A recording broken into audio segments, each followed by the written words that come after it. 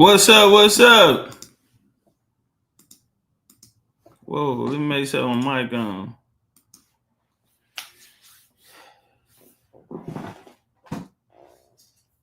Ooh, hold on, I ain't even hook it up. Y'all doing all right out there? How y'all feeling? How y'all feeling? Hope y'all day going well. Hope y'all day going well. Everybody all right?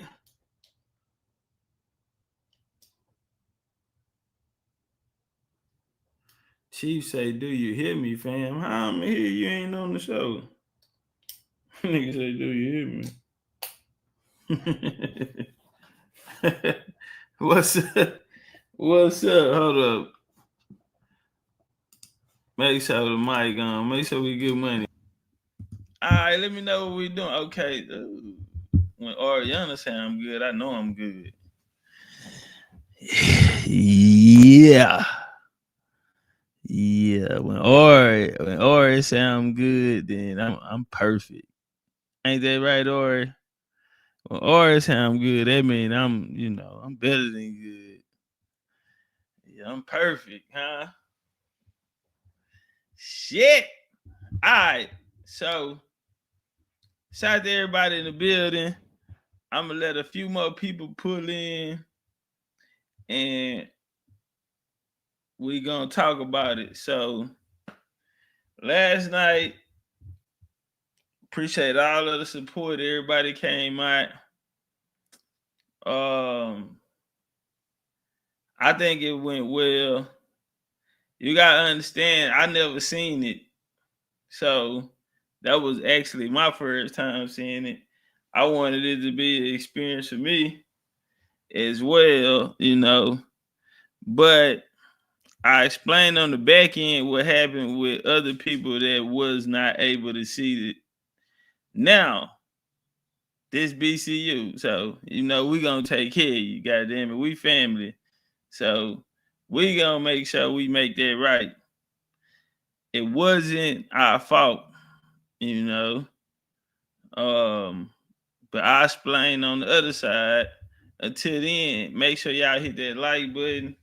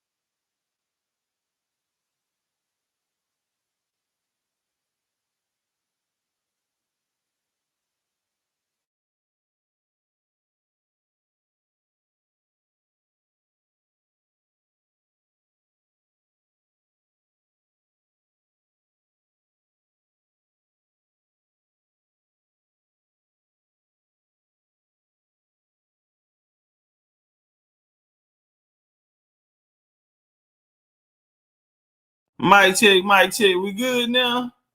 That ought to give y'all time to share the video out. Okay, there you go. Yeah, that ought to give y'all time to catch up on the likes. Freeman, DC in the building. Hakeem, what up, though? Tate Dub, I see you, fam. We in that thing. So yeah, it went down last night. It did. We had a packed house. Literally. So we gotta talk about it on the other side, bro. It wasn't my fault. It's something that I didn't know. Moving on. You gotta understand, I'm a little bitty nigga, so I ain't thinking that I'm getting that type of support to where we max out, So a lot of people that came, they seen it was saying that it was at capacity. Well, I didn't set it at capacity. Well, kind of, yeah, but it was at capacity, but we didn't think we was ever gonna get that. But we got more support than we actually thought. So what we're gonna do is we're gonna run it back, and I'm gonna take care of the people that, you feel me? So that was my first time seeing it. I kind of will agree it's one of the ones you gotta see probably more than once. It was only supposed to be in one showing, but until the curriculum come out, but it was pretty nice, man. But turn up, how y'all feeling? Let go. Run for my money. There was nobody, no one there run. Let's get some flames in here, ho. So give me a run for my money. Whoa. What up? BCU. She's I wanna be with you. I wanna be with you. I wanna be with you. I wanna be with you. I wanna be with you. If I didn't ride blade on her, would you still? If I'm in my mind at work, would you still? Keep it 100, I'd rather you trust me than to. Keep it a whole 100, don't got you, I got nothing. I got something. We gon' function, doing some shit. Feeling like Tyson with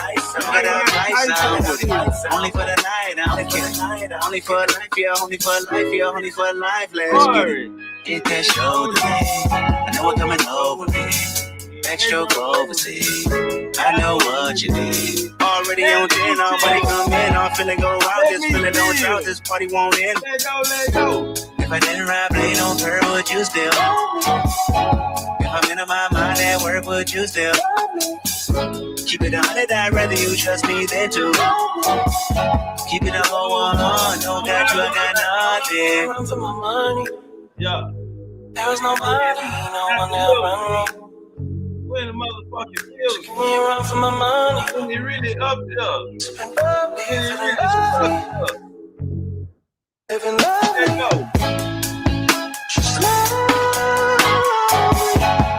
I wanna be with you. I wanna be with you. I wanna be with you. I wanna be with you. I wanna be with you. I'm on the way. We ain't got no time to waste. Hop in your come on the way. And mine away. I don't want pressure you none. I want your blessing today. Oh, by the way, open the door by the way. Know you that I'm on the way. I'm on the way. I know connection is babe. Pick up the phone for me, babe. Damn it, we jamming. That had a two for your nanny. Curving your hip for your memory. Remember, Gardena, I took the studio camera. I know Top will be mad at me. I had to do it. I want your body and music. I'm about to be one to prove it. Look what you made. Told you that I'm on the way. I'm like an exit away. Yeah. If I didn't ride blade on her, would you still? If I'm in my mind at work, would you still? Keep it 100, I'd rather you trust me than to. Keep it a whole 100, don't got you, I got nothing. Run for my money. There was nobody, no one that run me. So give me a run for my money. Feeling lovely, feeling lovely. Yeah.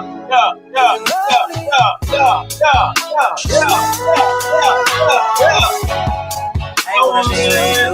I wanna be with you. I wanna be with you. I wanna be with you. Big old Indian. It's not the little one. 25, going all the way live. I'm taking it up. This is hanging on thing. We'll get playing. Can't stop this motherfucking train. Smoking it. Yeah, Big and Jones. Or young. What?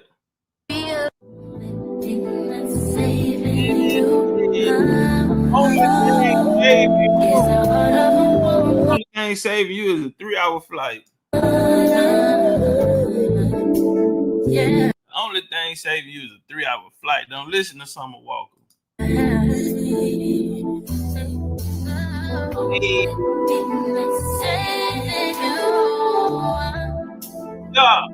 Yeah, what up, though? DJ. Question is why I do the things I do. Hey, oh, it's funny. But I'll always choose you. Wanna give up on you, but no, I can't. You know they say you laugh now, you gonna cry. What make you laugh, make you cry. Keep it up. The blame on me for giving you chance after chance. I love you. And I try to be strong. But I put your words on your life this time. And I'll do it lying. Cause only the thing that is saving you is the heart of a woman. Cut it. Stop right there. Stop right there. It's getting hot in this motherfucker. I'm gonna have to take my shirt off. Yeah, nigga, and I've been on the workout plan, nigga, and I've been consistent. I'm hitting hard now. I fuck around and accidentally get sexy on y'all motherfucking ass.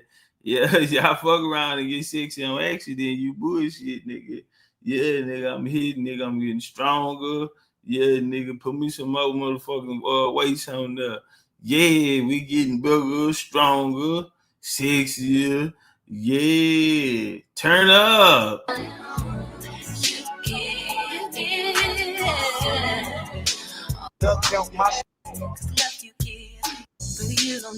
Hey, what you doing, man? I feel like chemistry. No one. Don't take it. Ebenezer, what's up, my love? What's up, my love? Can't be bad. No one else. That's why I spend my life with you. Won't please you any way I can. I wanna share my world. Don't you understand? Your love is a one in a million. It goes on. Hey, hold on right quick, y'all. Don't nobody in here move. Let me tell you something. I don't know if you're a boy or a girl. I don't know where you think you at. You just interrupted my show. And you said something about me not taking. Is this the club or is it a channel for info? How much you paid to get in here? How much did it cost for you to be here? What you want me to be, your daddy, nigga? You want me to be your grandpa? Who you want me to be to you, nigga? You come here to sit in the man face. Is this a club or... Obviously, you in the wrong spot. You come here for me to be your daddy, nigga. You in the wrong spot. See? Yeah, he said breathe.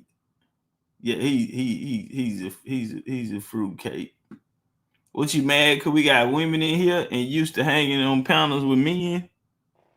I guarantee you come from an all-male channel over there with the Moors. Number of men in there. Sitting there glazing dick for nothing. You get nothing out of it. sitting there, you're a dick glazer. So you come over here and there's beautiful women in the chat. It's strong, powerful brothers in the chat. Y'all ain't got nothing going on over there. He come over here talking about take your clothes, keep your clothes on. Slick side talking about take it off. Yeah, nigga try to use reverse psychology. Keep your clothes on, but really he trying to say take them off.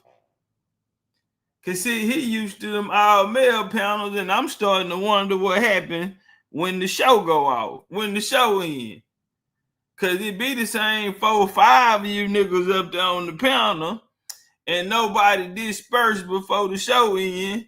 And yeah, I'm trying to figure out now. I'm wondering what y'all doing when the show go off. It ain't nothing but boys in here, and ain't none of y'all got no women. Sabil's staying with a friend. He's over a friend house right now. Yeah, he's staying with a friend. Nigga said, I ain't get the car today. I had to take a lift. Fuck type of life you living, nigga. But you got these dick glazers sitting on your panel, and they won't even let you hold nothing. They know you fucked up. You out here doing garage sales. A goddamn, that's like seeing the OG in the hood. And then you grow up, you get grown, and that nigga a dope fiend, and he a bomb. You catch this nigga downtown and shit.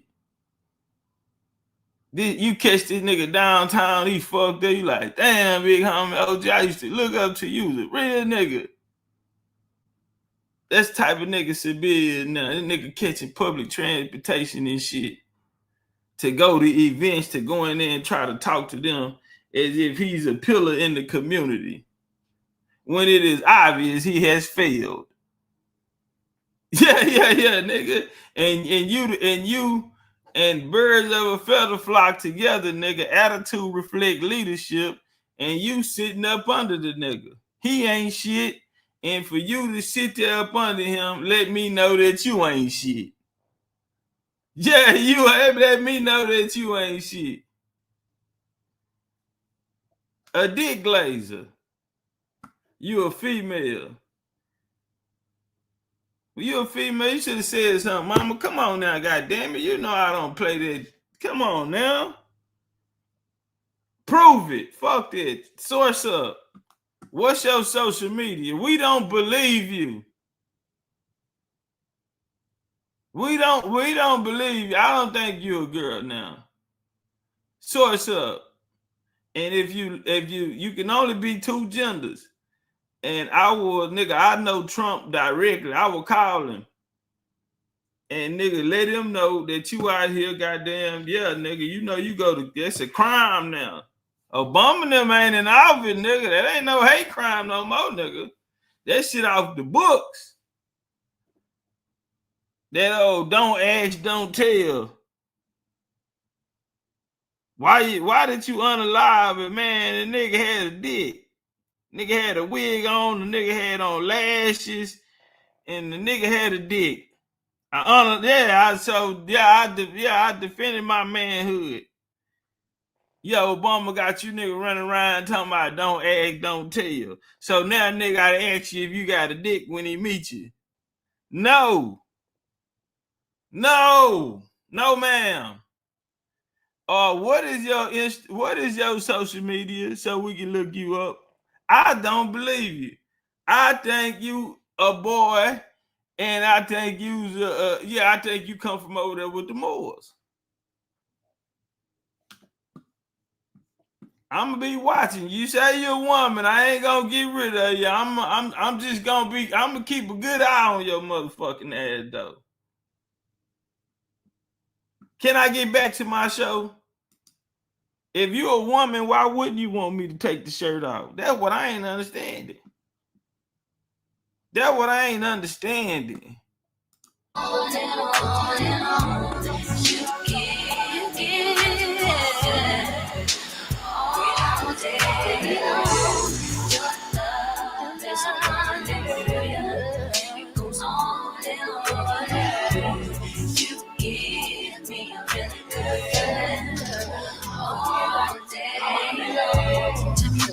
Tell him, KK. Tell him, KK. She fine as Big Chief is. She. Oh shit, we'll jump a hole in here talking about don't take your shirt off. Bitch, bitch, fine and Big Chief is he wanna get naked and you in here talking about no, bitch, we will jump you. Bitch, we'll pull that lace front out your motherfucking head. Bitch, you better get out. Bitch, you better get out the way. You are in the way. We will drag a bitch in here. We've been waiting on this nigga to get naked for 6 months. If you don't, bitch, we will drag you up out of here. Go back to them ugly content creators. No, you've been around ugly content creators. Yeah, you've been around niggas who can't even cam up. Yeah. Yeah, you gotta drag her ass up out of here. Yeah, she don't want me to jump out of motherfucking birthday cake. Yeah, you done lost your motherfucking mind. You ain't gonna last too long over here. Personality, everything you do, it's me love, everything about you. So fly, I can't deny. I got a crush on you, and that's true indeed. And I'm digging you, make me feel. Yeah, ain't nobody there, man. I don't know what's wrong. I don't know. Product of poverty, full of dark, like Rihanna. She can't be my girl. I like this. Yeah, usually my exes turn enemies, but this is different. Cause we done got closer now that you ain't with me. Oh, ain't no way we gon' forget that. And your family love me like I'm family. You know where you stand with me. So when they ask, tell them right time. Can't stand it's right. You always been a real one, even though we ain't together. It was real love, and baby it's still love. I hate that we ain't make it to forever. Probably ain't getting back together, but that don't mean that I can't do better. Good, but we still good. Click up, dog. Turn your bitch up, dog. Turn these streets can't cross it. All these streets need bosses. Turn your click up, dog. Turn your bitch up, dog. Turn these streets can't cross it. But we still good. We ain't good. But we still fuck from time to time. We ain't all the way back. We ain't all the way back, but we do sneaky link. Fuck it. Yeah, that's my bookie, bro. We do sneaky link. We ain't good, but we still good. Your mama cookie, can I get a plate? Your mama cookie, can I get a plate? Can I get a plate? Oh, okay. You gonna bring it to me, or do I have to come get it?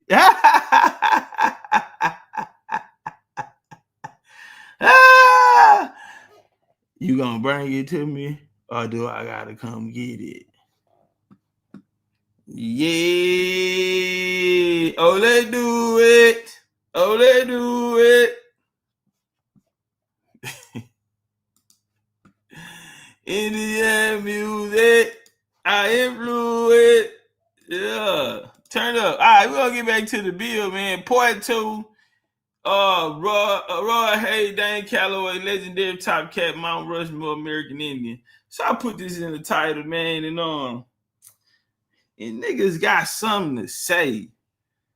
And this my game right here. Say, fam, if you got a problem with me, say it. Don't talk in code, because it make you look like a bitch. It make you look like a straight up hoe. Nigga, you talking in code. Jealous shit. Severe base shit. Niggas that thought they was something and ain't shit.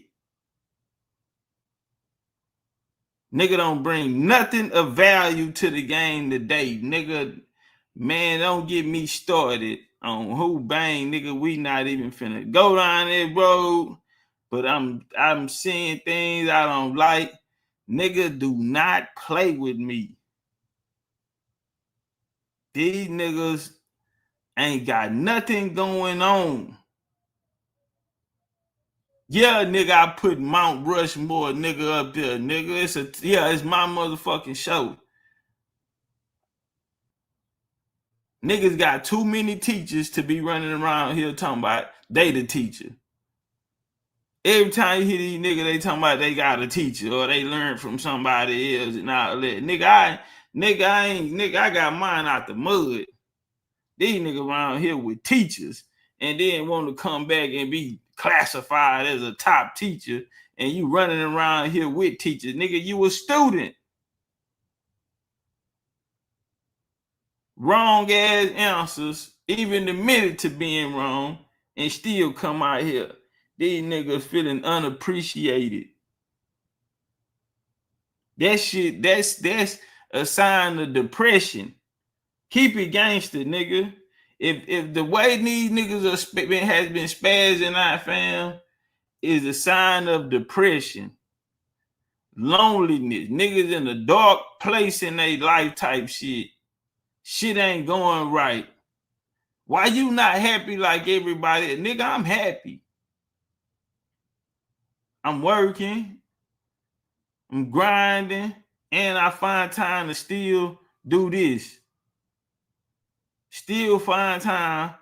Oh, niggas doing documentaries. Oh, yeah, we still waiting on some niggas documentaries. Why they talking about niggas doing documentaries?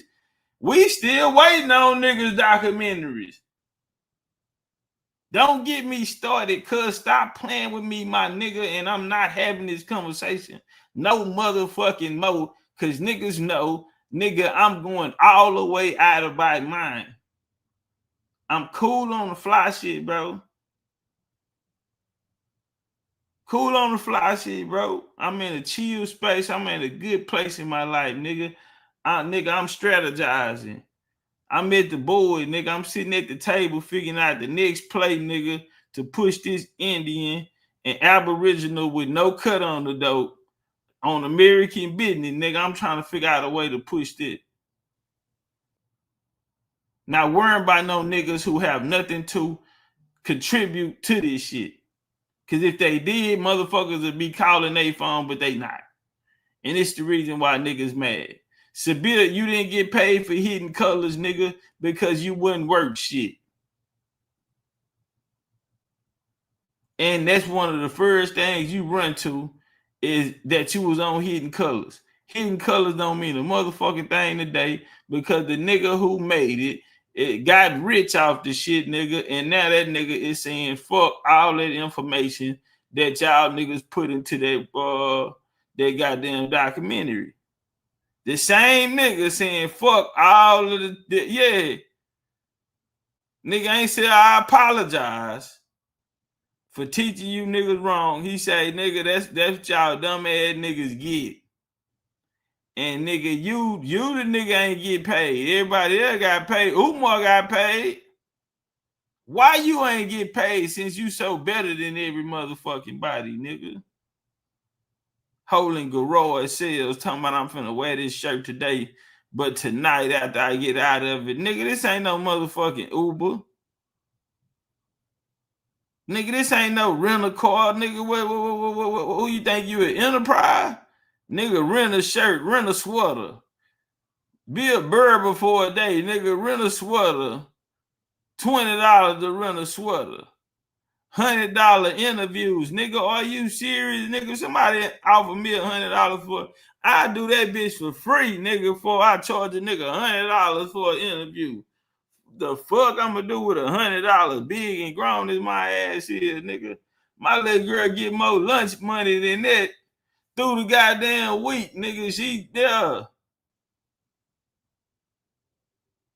Get more than $100. That's my little girl lunch money fee, nigga. What the fuck am my big grown ass gonna do with it?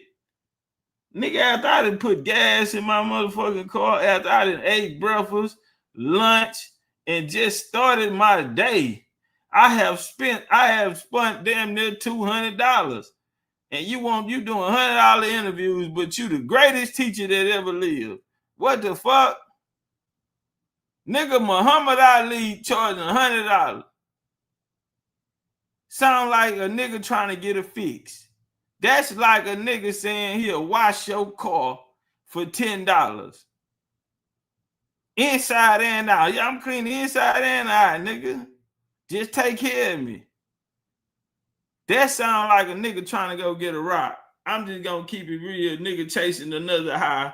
That sound like a nigga chasing a high. That sound, yeah. That sound like a nigga with a vice.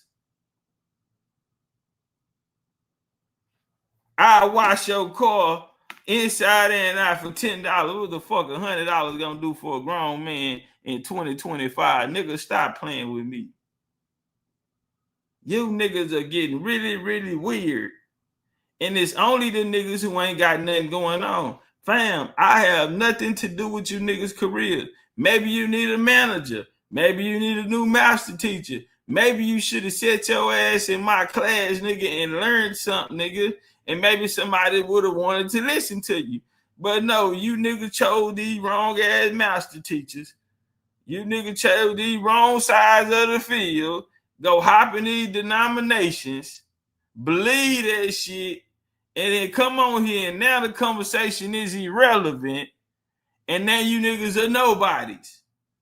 Now all of that work and years and time you put in has went in vain. And so now you're upset at the people. Yeah, now it's the people's fault. Because you ain't shit. It's the people's fault now.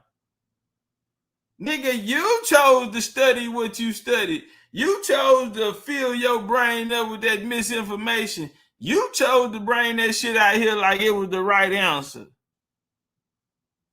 And nigga, now judgment day is upon you for indoctrinate motherfucking our people. Nigga, you are being cursed by the ancestors, nigga, right now for teaching this wrong shit to our people. Yeah, nigga, that's a cosmic motherfucking law and order.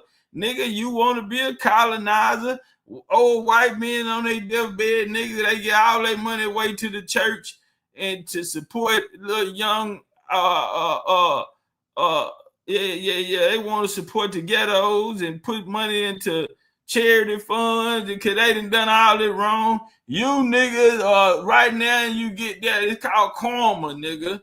You think you gonna get away with miseducating our people and the ancestors ain't watching? Yeah, this is you niggas' karma. Your ass has become irrelevant. You should have stood on Indian business. Can I get to my bill? Y'all ready to get to the bill? Let's continue. Cause motherfuck these niggas. Every time a nigga get a little pop and a nigga sitting over here, I gotta scratch niggas' names off my list who I'm like, okay, man, if I catch a play, I know them. I want to bring, you know what I'm saying? That ain't nothing to say, hey, man, let's put something together and come through. Or, I got this call, but I want y'all to get y'all shine too. So let's do it together. The niggas want a slick side hate, shoot fly ass shit, and because they ain't got nothing going on. Niggas are hoes to their heart. In the real motherfucking Indian way, nigga. Y'all know I ain't never gave a fuck. Period. Never gave a fuck, nigga. Since I stood on there, I've been standing on Indian, been on bloodline, been nigga. That's how I'm coming. Nigga, it ain't my bad. It ain't my fault, nigga. I took all them doctrines from you niggas' ass and nobody want to hear that shit. Hebrews getting caught fucking niggas in the ass. The Moors have become the most irrelevant men on the planet Earth right now, nigga. Pan-Africanism, nigga, has been decimated. Them motherfuckers, they ain't got a new leader has arose. Yeah, ain't nobody stood up to carry the Pan-African banner and say, I'ma hold the line. I'm the new, we ain't found a new leader, a king of the Pan-Africans yet. Don't say Umar, because Umar is standing outside in Delaware right now, walking up and down the block, trying to fight white motherfucking poodle dogs and shit.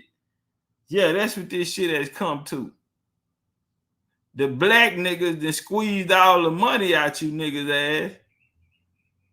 Yeah, all them niggas, they been bought houses and fast cars with all that motherfucking money y'all done gave them niggas and come back and the answer's wrong and now them niggas want to come play Indian. Now they remember they grandma and them told them they was Indian after they done sucked all the motherfucking money up out you niggas ass to put in these bullshit ass black empowerment grassroots movements like they really gonna do something about a motherfucking cop shooting an unarmed man and nigga please. And you niggas, they use the shit out y'all and now today that shit is irrelevant. It don't work on us no more. That's why Kamala ain't the president. Nigga that caught game. And now these niggas jumping ship. Now these niggas got a feather in their motherfucking cap. And they running around there whole time about nigga, they Cherokee. They got a Cherokee grandma. Nigga, we on you, nigga. We on, Big Chief standing at the port. And nigga, I want to see your papers. Got me fucked up, nigga. I done fought too hard, nigga, every day. We had a black nationalist brother come on the other day, my uncle out of Philly, nigga. Come on and say, nigga, for the past 4 years, nigga, you been saying this shit, nigga. Nigga, I'm talking to you, nigga. The nigga who I heard made it make sense. I don't give a fuck about these niggas running around here talking about what they been talking about. Nigga, if you ain't make it pop, get out the way. Ain't nobody around here saying that shit you was saying. Niggas are confused. You didn't confuse the shit out of niggas.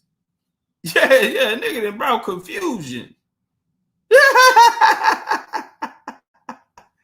Nigga done brought motherfucking confusion and turn around and want somebody to honor that shit. Nigga, you have mistaught me, nigga. Y'all might well start fucking them like them niggas doing the boys in the goddamn Boy Scouts in the goddamn Catholic Church. Cause that's what you been doing, laying dick to niggas. From Hebrews to Moors to Pan-Africans to Black Nationalists, you been laying dick. Y'all niggas that got museums, documentary, film. Y'all done sucked so much money. Y'all niggas in houses and sports cars, all this shit off the people. And then y'all gotta turn around now and come play. Grandma was a Cherokee princess. Now you niggas won't come on this side. And nigga, y'all, man, don't get me started, man. Just stop playing with me, cause y'all know I don't give a motherfucker.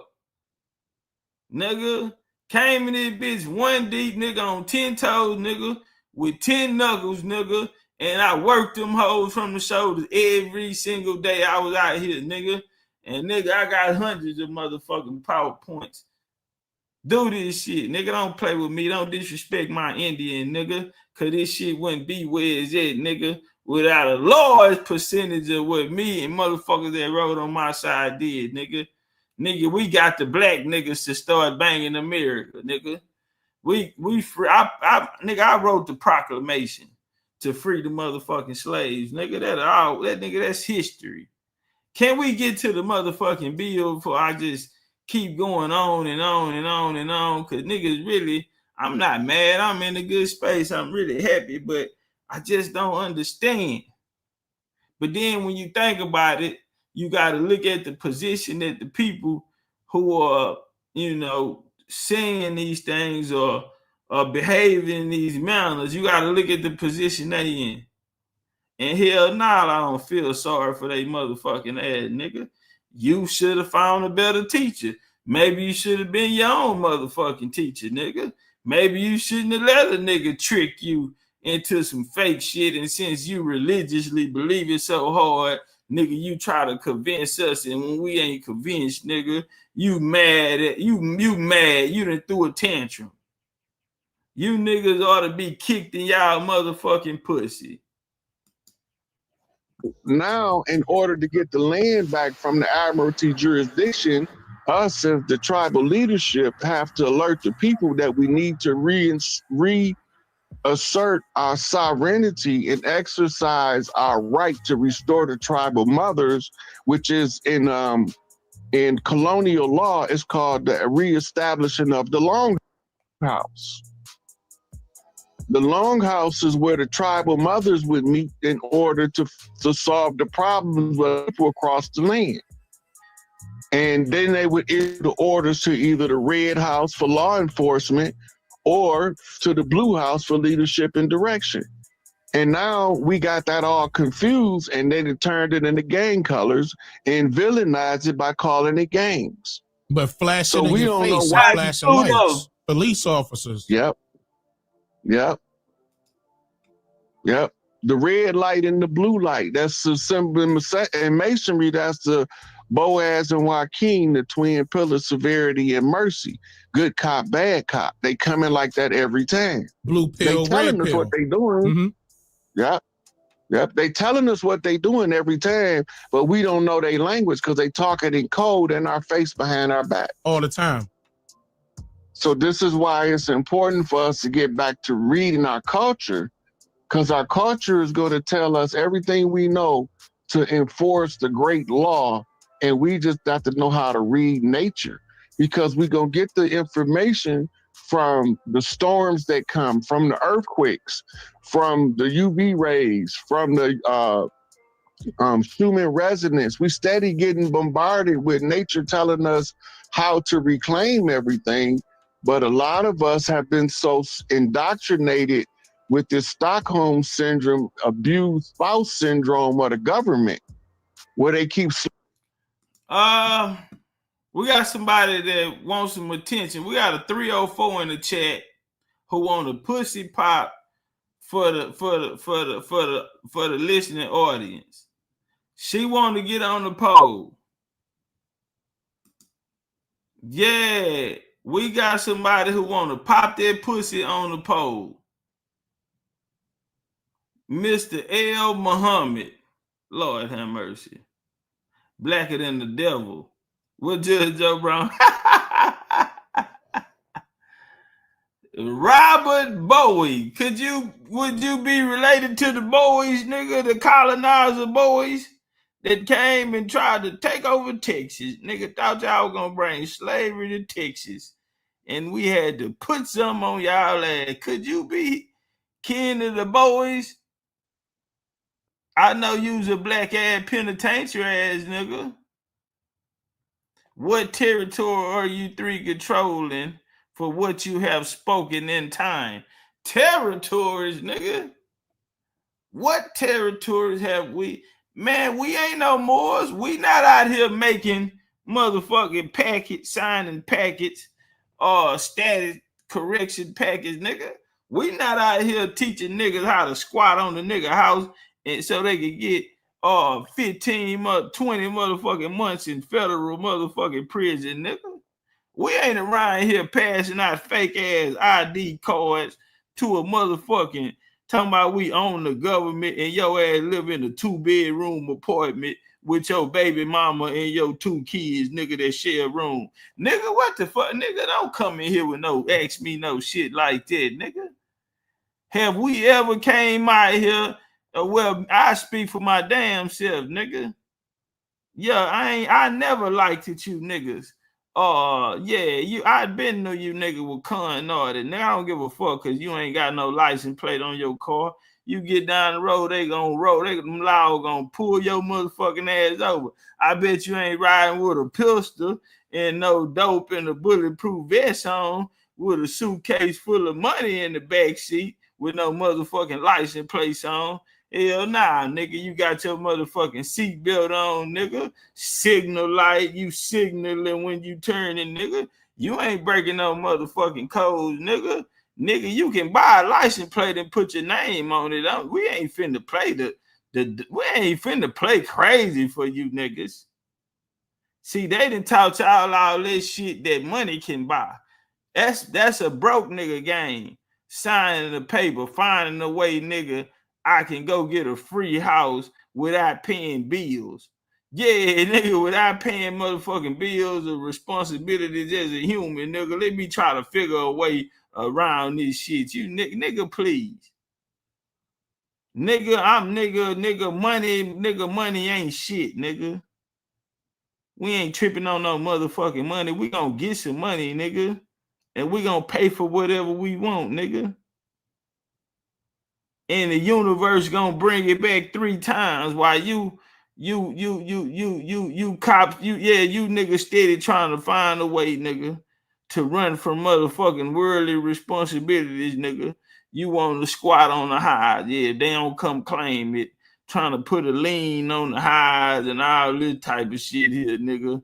Want to put a lien on the land, nigga, go live out in the middle of the woods. And if don't nobody claim it in a certain amount of time, that y'all got this shit from white immigrants. And trying to bring it to our people. Come on, man. What the fuck is we doing, nigga? Y'all running around here with that foo-foo. Nigga want some attention, so yeah, nigga, I'll let your pussy pop for the live, nigga, on the screen. And now you gotta go. What lands are y'all controlling, nigga? And you sitting here buying motherfucking status correction papers and IDs talking about you are a part of a government from a nigga who live in an apartment complex. Yeah, this nigga live in a motherfucking 2-bedroom apartment with him, his baby mama, and 2 kids, and that nigga sending out, mailing out motherfucking government. Boy, the rent office gonna run in that motherfucker, nigga, and better not have no weed or paraphernalia, nothing around there up in there, nigga. Yeah, nigga, the motherfucking rent office gonna send the maintenance man down there, and he got a key to the apartment. But you running the motherfucking government. Nigga, you better get up. Nigga, today your last motherfucking day in here. Here wrong with you, nigga. Nigga, get up and get away from me. Now. Nigga, get up and get away from me. Now. Brother, you can reach out to whoever you want to reach out to, brother. We have, like, it's nothing to talk about, fam. Do your boxing. You got a boxing channel. Man, do your boxing, YK, fam. You know I ain't on none of that type of shit. Switching words and all of that, bro, have no need to. I think for a brother like you to say something like that who haven't even watched the video to make an accusation, that just let me know that you're kind of looking for some attention, YK. And, you know, man, you already know what type of dude I am, fam. I'm not gonna give it to you. But good luck on your boxing, man. Maybe I'll stop by the show and we can talk boxing or something. But as far as a slave trade or anything else, I didn't interview Dr. Eltis for his validation on the slave trade. When the video comes out, people will see exactly what happened. Had to switch his words, shit, nigga. That nigga say, I hope you got a 90-minute tape because I got a whole lot of shit to tell you. Yeah, we shall find the truth, nigga. When the video drop, we'll see we'll see him talk about it. How about let's get his take on it? You reached out to everybody. I doubt it. But good luck on your boxing show, man. Maybe I'll be through there to talk some boxing with you, fam. But you gotta go.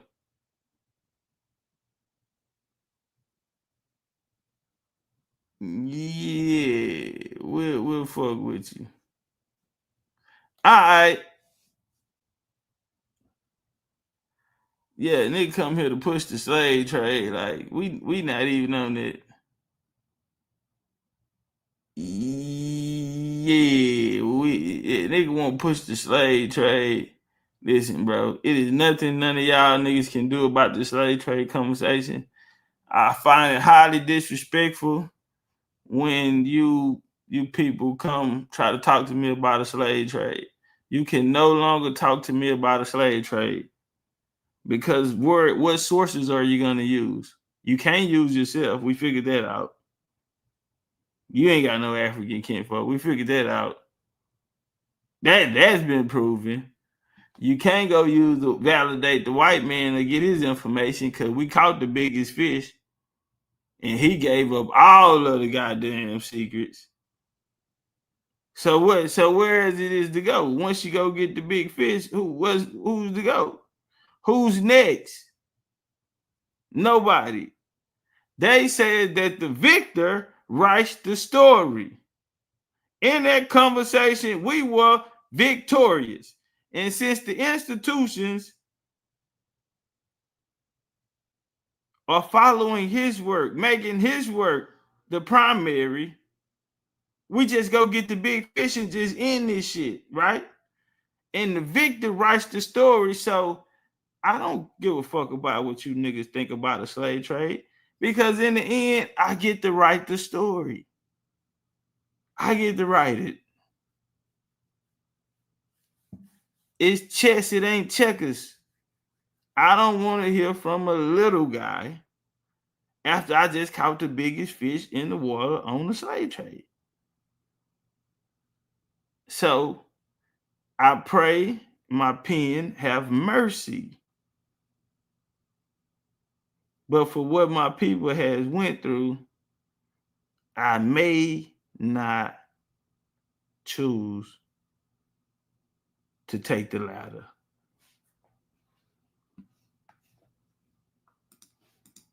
Slapping us upside the head so much that we scared to even try to redeem ourselves.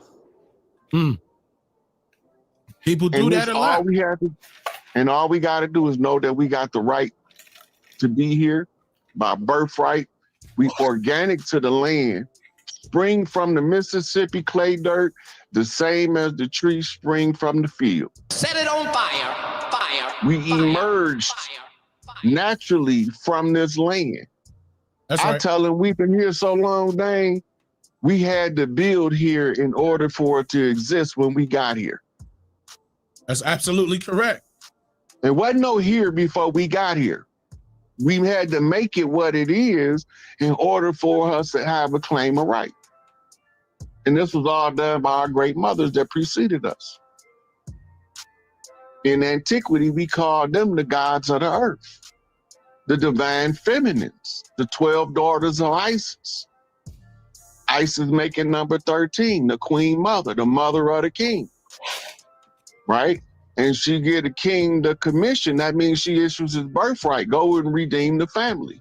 So the son go out as the family redeemer. This is your Herut story in Egypt. Horus is the heir to the throne. His father's been usurped by his wicked uncle. So in order for him to become the king, the son who becomes as the father, he has to overthrow his evil uncle. This goes back to the Anunnaki story. Enlil overthrew Enki, and both of them was arguing and bickering in spite of Anu, the great father, who warned them that you have to follow the rules of the earth while you on earth, and they did their own thing. Now we all suffering for it. It's the same story as just reading the energy.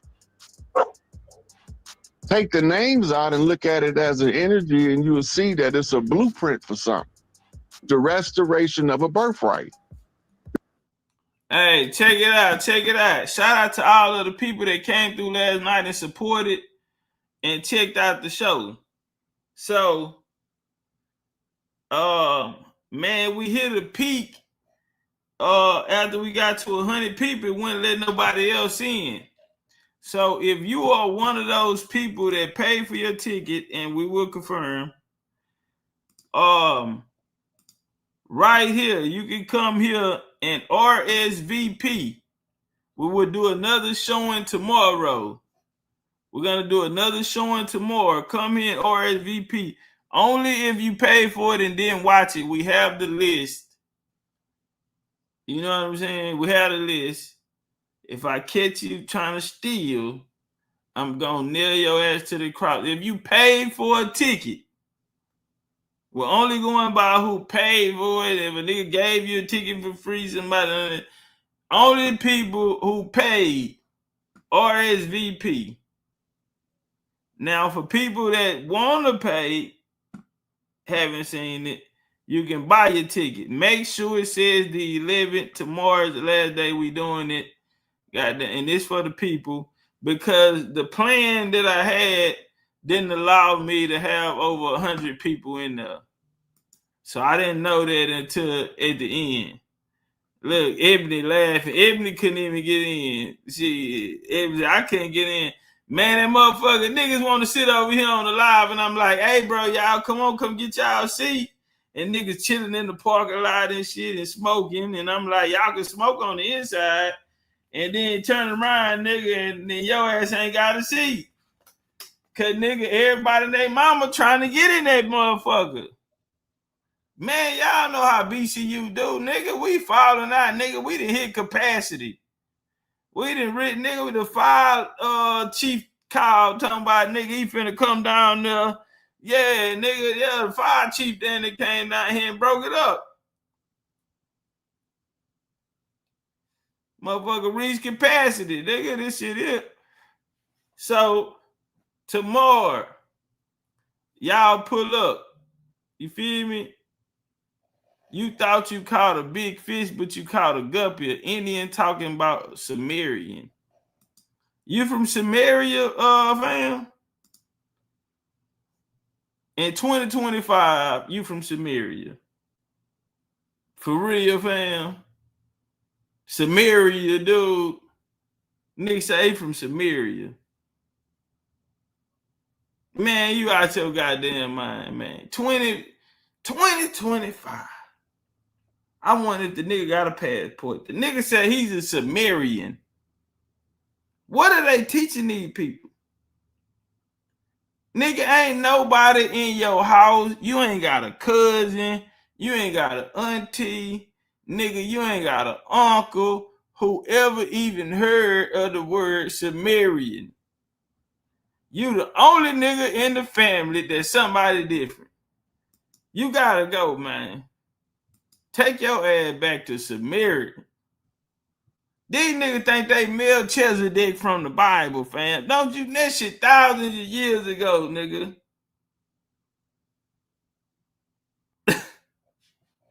That shit from thousands of years ago, and you're him? You just like these niggas be running around and telling me I'm kin to the old mix. I just put my head down. I don't want to be a part of that. And no disrespect, I love my family. They niggas telling they kin to the old mix and that shit, that just be, I be like, bro.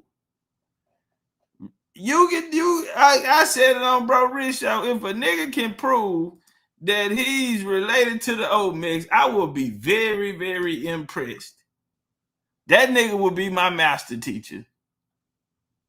These niggas want to be Matthew, Peter, and Paul, and Melchizedek. Y'all are taking this shit too. Because that's where Eru came to get his birthright back from his undeserving uncle who stole it. It's the same with Jacob and Esau, right? So when they telling us these stories, they telling it to us, but they telling us the whole time the person that's the rightful heir don't got the rightful possession. They the rightful heir, but they don't have the possession. The usurper, the Jacob, has got the possession, but they not the rightful heir. It's up to Esau to wake up from his slumber, realize who he is, and go out and take his shit back from his brother. Excuse my language. But that's exactly what we got to do. That's our job. That's it. That's the accumulation of our work, because we can't all fight this war from the same direction. We all got to do our part. And then when we get here, Dane, we come together and we tell the story together in front of the people so they'll see that we telling the truth. And this is what I'm saying. So I don't understand why niggas, certain individuals are feeling some type of way. Nigga, you ain't on right now.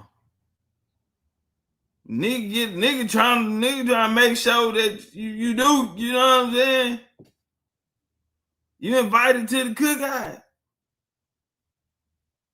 You nigga, the people ain't feeling you like that. But if I can say, hey, homie, hey, come here, I gotta chill, you know what I'm saying? Not just that, but hey, man, come sit down, man. Come up here. Nah, get from back there, nigga. Come skip the line, nigga. Come up, come sit down. But niggas don't know how to come together. But that's what happened when you got all these goddamn teachers you learning from. And they don't know shit. And then it'll trickle down to you. And you don't know shit now. We say Easiest thing to do, the hardest thing to do is for niggas to come together and stay together. Because people come together all the time, but they don't stay together. There's family, there's friends, there's relationships, there's business relationships, there's all phases of life. The most difficult part, and it's very rare to see people with their day ones. Right here at BCU, I can stand here, nigga, and I can be here with the first motherfuckers when I walked in the door. Them niggas gonna be right on side of me still.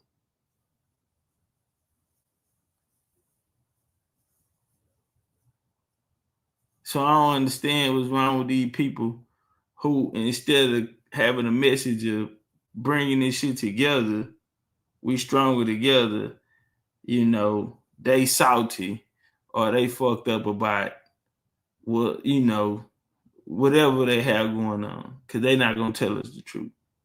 We'll get bits and pieces, you know, as they rant. sincere with this, and we just trying to get what's rightfully ours. We ain't coming out here to hurt nobody. We just coming out here to tell the truth. You feel? Because we've been lied to. Fact. But of course, they're gonna make it seem like we're trying to, yeah. I mean, I'm glad y'all spamming up the 13% in the chat. I'm glad y'all spamming up that 13. Make sure y'all spam up these brothers too. Y'all could get some BCUs in there. Shout out to the one church. Definitely get some BCUs in there. Shout out to the one church. Go ahead, man. So put it in there. Them gorillas. And speaking of that BCU, we talk about Big Chief University. That's what that stands for. I want to get your take on that, Topcatz, right there, like basically piggyback off of what he was just saying. My bad. I had to go get some water. I ain't catch the end. My bad. I had to give me a water. But I ain't had too much to say. Uncle Rod, he wanted to sit down with Dane, and you know, I said, all right, shit, I'm gonna make it happen, do my part. But that's what real niggas do. Like, you know, bring it together, bro. We stronger together. I don't know, man. Yeah, we'll break it down. Throw me an alley real quick. Everybody can't go. Downtown shopping. We're talking about how being aware of our birthright and our claim put us in the position to bring our pieces together for the public to be the judge. It's up to them now to make up the decision if they're ready to receive their birthright, because we did the work to prove it. Now that's a fact. So when we looking at that, it's not. Listen, it's not by coincidence. Everything else is falling down. It's losing value. It's not by coincidence. So yeah, we doing a great job at what we doing, putting our energy and our message out there in the universe. But what we don't, the things that we don't see on another realm is the ancestors are actually doing their part. So this is a time that we can tell that they've been waiting on this well, because when we look around, everything is losing its value. Pan-Africanism is not the big bad wolf on the block no more. Kemetic science not the big bad wolf on the block no more. Moorish science not the big bad wolf on. None of these things. The Hebrews, they lose. Christianity too. Christianity, all of the religions, you know, all the Abrahamic faiths. No knock to them, but in this day and time, no, I'm gonna give them a knock, because they are pedophile cults, pedophile priests masquerading as righteous people that's selling the people snake oil to poison them. Turn up one time, y'all heard up. I don't got no respect for none of them religions. I only got respect for the good men that was deceived by them and still managed to do good. Right on. So yeah, all of these things are falling, and they're not falling to change hands to a different puppet master or a different person that's there to use your suck your energy or use your energy to get whatever whatever they trying to pass through the people. You feel me? Because they need our energy to put this shit in the universe to even crank the car. You feel me? So, but right now we seen all these things fall. You know, for a long time, black had our people in the headlock. All of these things don't hold any value anymore. Set it on fire. There's still some people out there who kicking it, but I mean they so easy to overpower, and it's not like we're putting anything into the people. What we're doing is waking the people up to see that you are this God that you seek if you enter into these religions. You are the savior or the hero in your story. You feel me? And it's making them look at life different. It's making them look at their family different. It's making them look at today different when they get up. So these reparation movements and all of these things that people want you to go find a slave in your family, and then you go do the research and ain't nobody a slave. Y'all were laying on, y'all prominent people, towns named after you. Birthright is you, and I ain't never seen nobody more prouder once they unlock these mysteries. You know, and these I done seen a 70-year-old man have a change of heart. You feel me? And these people, once they see it, they can't do nothing but drop a tear. But at the same time, they grateful because in their lifetime they was able to see it happen. So now I think this is the most positive thing for the people because there's no cut on it. It's straight from the soul. And what I always like to tell people, no matter what they caught from you or picked up, once they open the door, they still have to do the work. That's what I like about this here, because you're still gonna have to be responsible of creating your own reality. You still have to do the work. This is something that you can't copy off the next man's paper unless y'all got the same mother and father. If y'all don't have the same, I don't care if you have the same mother. If you don't have the same father, you can't copy off the next person's paper on yours. And that's what's so beautiful about this here, because the ancestors, they gonna get that work out of you. You're gonna be sincere. You're gonna be sincere, homie. You gonna because you still have to do the work, and everyone is on this journey. So it is not a sense of a master teacher of you believe everything coming out my mouth, because I can't tell you your story. Dane can't tell you your story. Unc can't tell you your story. You have to go back and do the work on that, and we have to go back and do it on that. So everyone is held accountable in this, and it's beautiful, because to me, all it's doing is growing soldiers. You know, it's growing warriors. It's go time, Slim. Everyone got the strap on them when we come out, and man, it ain't nothing more powerful or beautiful than that. And then at the same time, for us, the land, people are finding out they own so much land. Or coming up as a child, like we used to have to go to the country all the time. When my aunt and my mom and them grew up, they was first generation in the city. My grandma and them come from the country. They was born in the country, and then they moved here for to get the family to get jobs or whatever. The wells or something like that ran dry. Where they was at in the country, and the economics went as powerful as they were, because we were living out the land and self-sufficient back then. But once people got to the city, like I'm second generation, so all my words may not still be right. You feel me? But what it showed us, though, we going back and we remember this time, because we grew up in the city and we looking at that land in the country like, man, ain't going out there, mosquitoes out there, it's boring out there, and now we seeing the value in it. You know, this land been in our family since 1836. We seeing the value and how it kept the family alive, and that's right. And they were in a better position than we are. I don't care how much. Man. You get to appreciate the small things in life. You want that peace and quiet. We think it's boring because it's quiet out here, but you can look at the moon and you can see the stars and the moon clear here. Not so much in the city. You got a neighbor next door. You feel me? All of these type of things. And so as we get older, you know what I'm saying, I'm starting to see a lot of people, once they reconnect to that, they not just reconnecting to it through their ancestors, but they reconnecting to the soil. You feel me? They're claiming their land. This is our land, and they finding the value in it. We have cemeteries, family cemeteries. In Texas, we have 3 historical markers on our cemeteries here, on 3 of our cemeteries here. Family cemetery, where I got to go get buried at. And, you can walk through there, and that's your history books right there. I always tell people, man, the thing we talking about, you can't find it in the book. And that's what's so beautiful about it. So we got to teach us that's what came before. That's what make us, put us on a whole different level. You know what I'm saying? Because we got so much ancestor back, and we have so much of the spiritual realm backing us. And it's like they've been waiting on this day.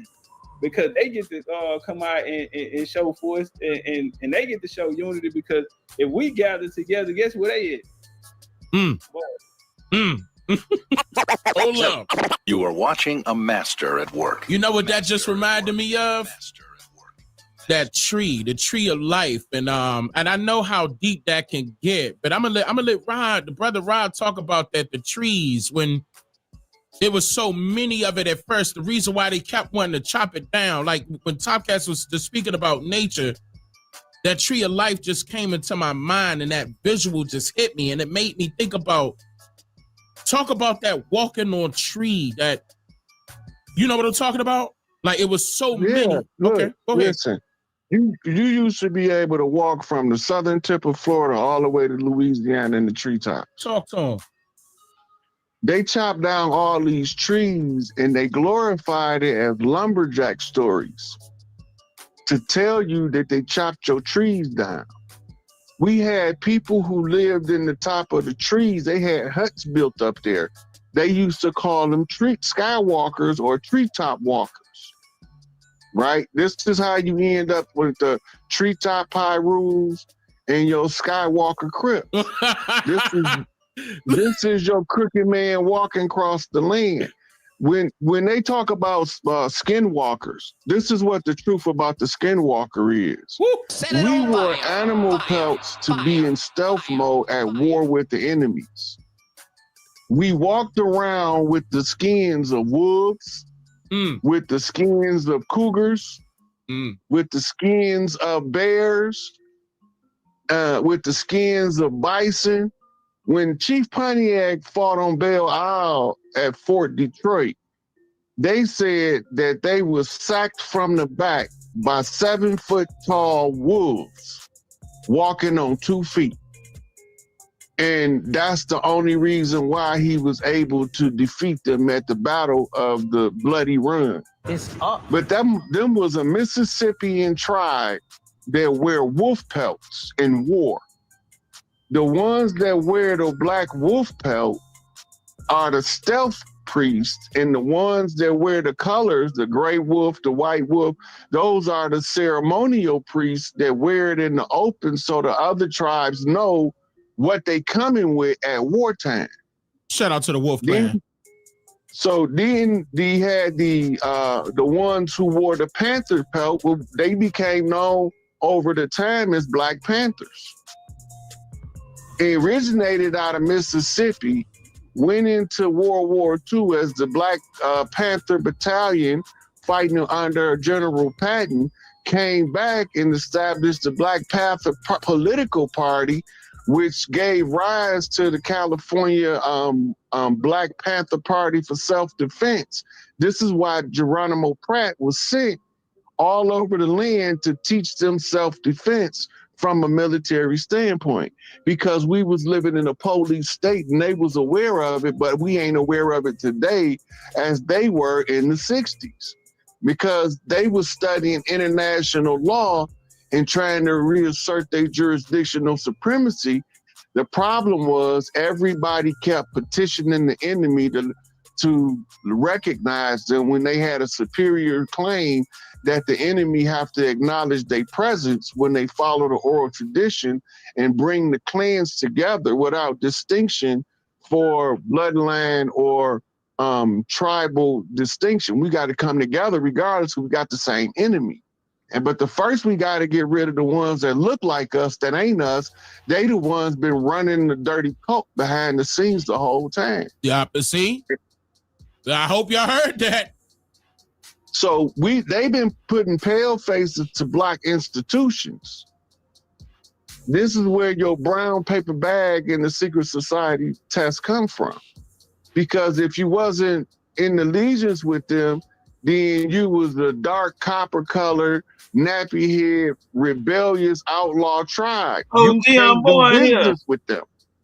So they blocked the front doors with the pale faces so that we know wherever we seen the pale faces, them darkies in the background is holding it down as the Black Hand. But then they come around us talking about kill Whitey all the time, this Negro Whitey. Bop the man. The man looked like one of us. I don't know where they went, Dane. They was in this, their main headquarters was in Switzerland. They lived in an underground network of tunnels in the Swiss Alps. And ever since 2022, the Interpol and the Earth Alliance was moving them out of there. I don't know where they took them. They ain't there no more. Because now they showing you the whole tunnel network. They are now, yeah, on TV. They are showing people the tunnel. Tunnels. They saying that, yeah, it's a whole network. It's a whole city. This is your unseen hand that was ruling the world. This is why Switzerland remained neutral. That's when they infiltrated. Look who their last war was with. It was with the French. The reason why that's important is because that's when the Black Hand moved into Switzerland and began to consolidate their financial power through the central banking system over the world. It's all there.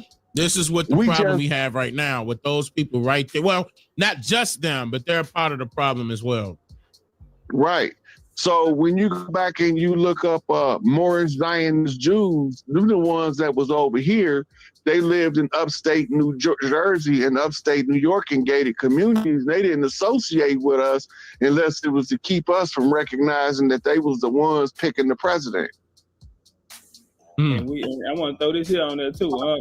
And those people, they were mostly coming from the islands, St. Kitts, Abyssinia, Ethiopia, Morocco. These people were born to here, and that whole almost everybody in there was coming from. They were West Indies. That was in their congregation.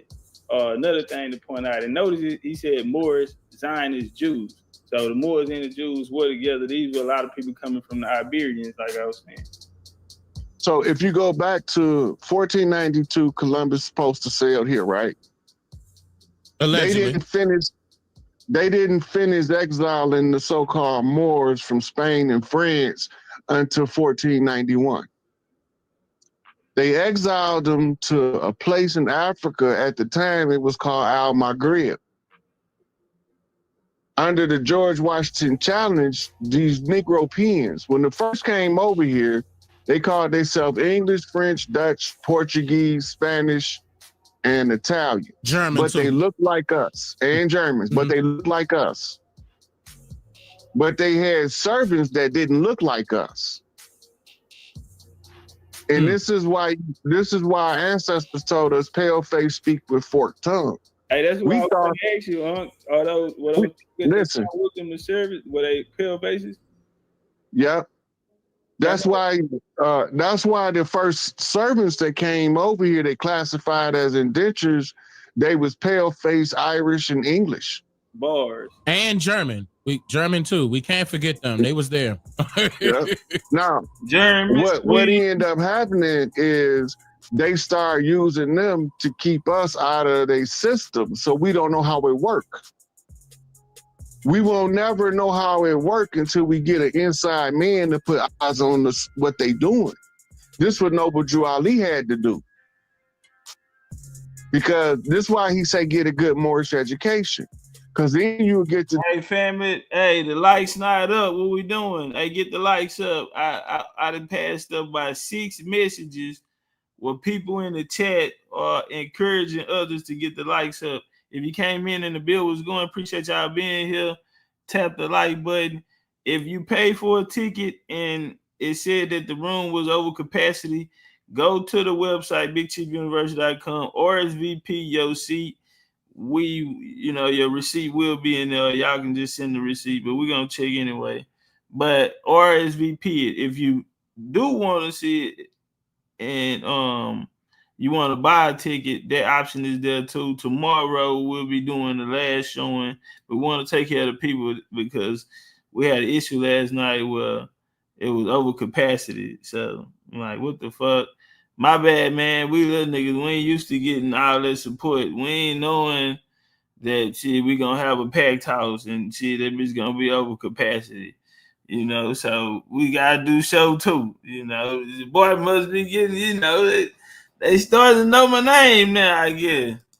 To see what happened with the invasion of the Americas, that was part of the discovery doctrine of the Vatican, because they had to find somewhere for the exiles from Europe to go. This is why the Bible keep telling them that the chosen people of God gonna get a homeland, and God got to kill the people of the land He's taking them to. They ain't native over here. Wait a minute. Are you telling them that the Moors are the enemy?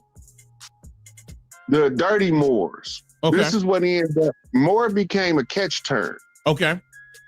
To incorporate tribal leadership with invading leadership in an amnesia position to educate ourselves out the condition. This is the George Washington challenge. The righteous Moors, you can easily tell because they're going to teach you like C. Freeman Hill. They're going to teach you like Hakeem Bey. They're going to teach you like Taj Tariq Bey. The dirty Moors is going to always try to keep you tied up in paperwork.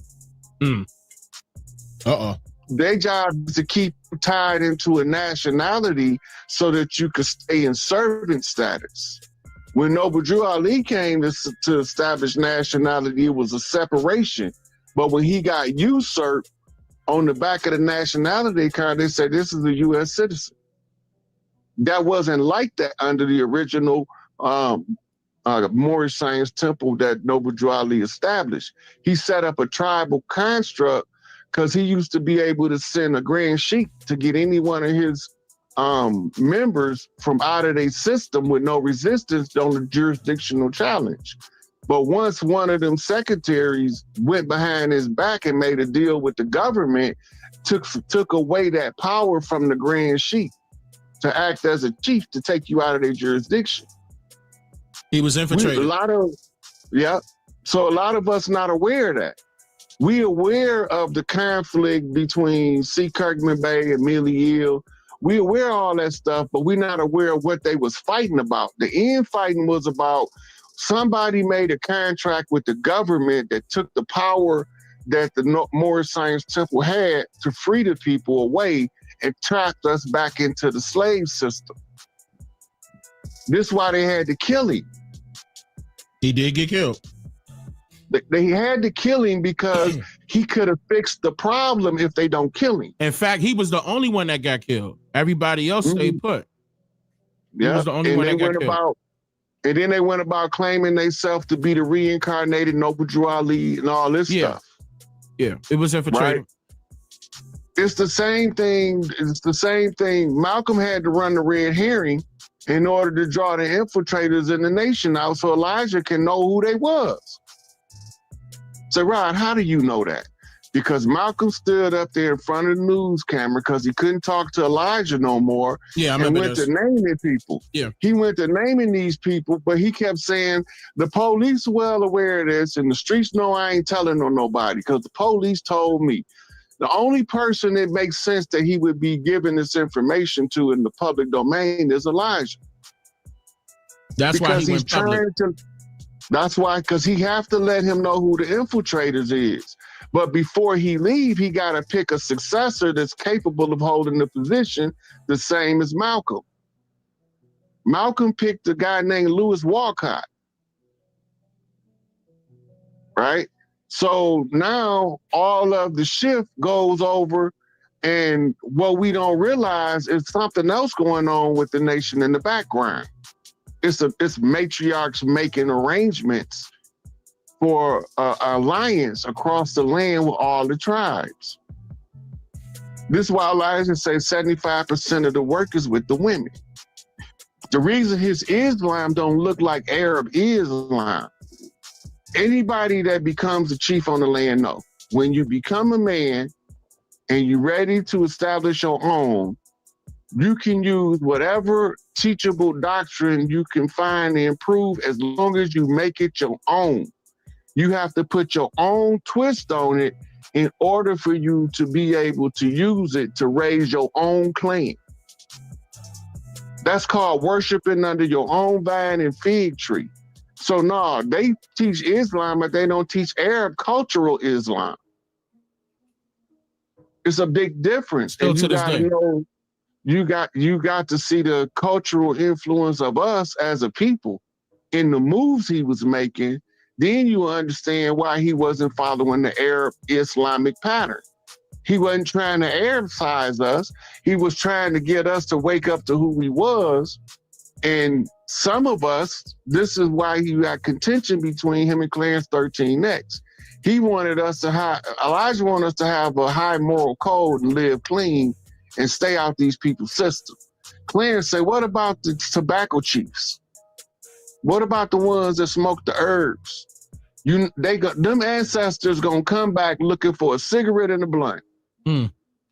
And if we continue to keep everybody isolated that smoke cigarettes and blunts, then we might isolate a very important chief out of the equation.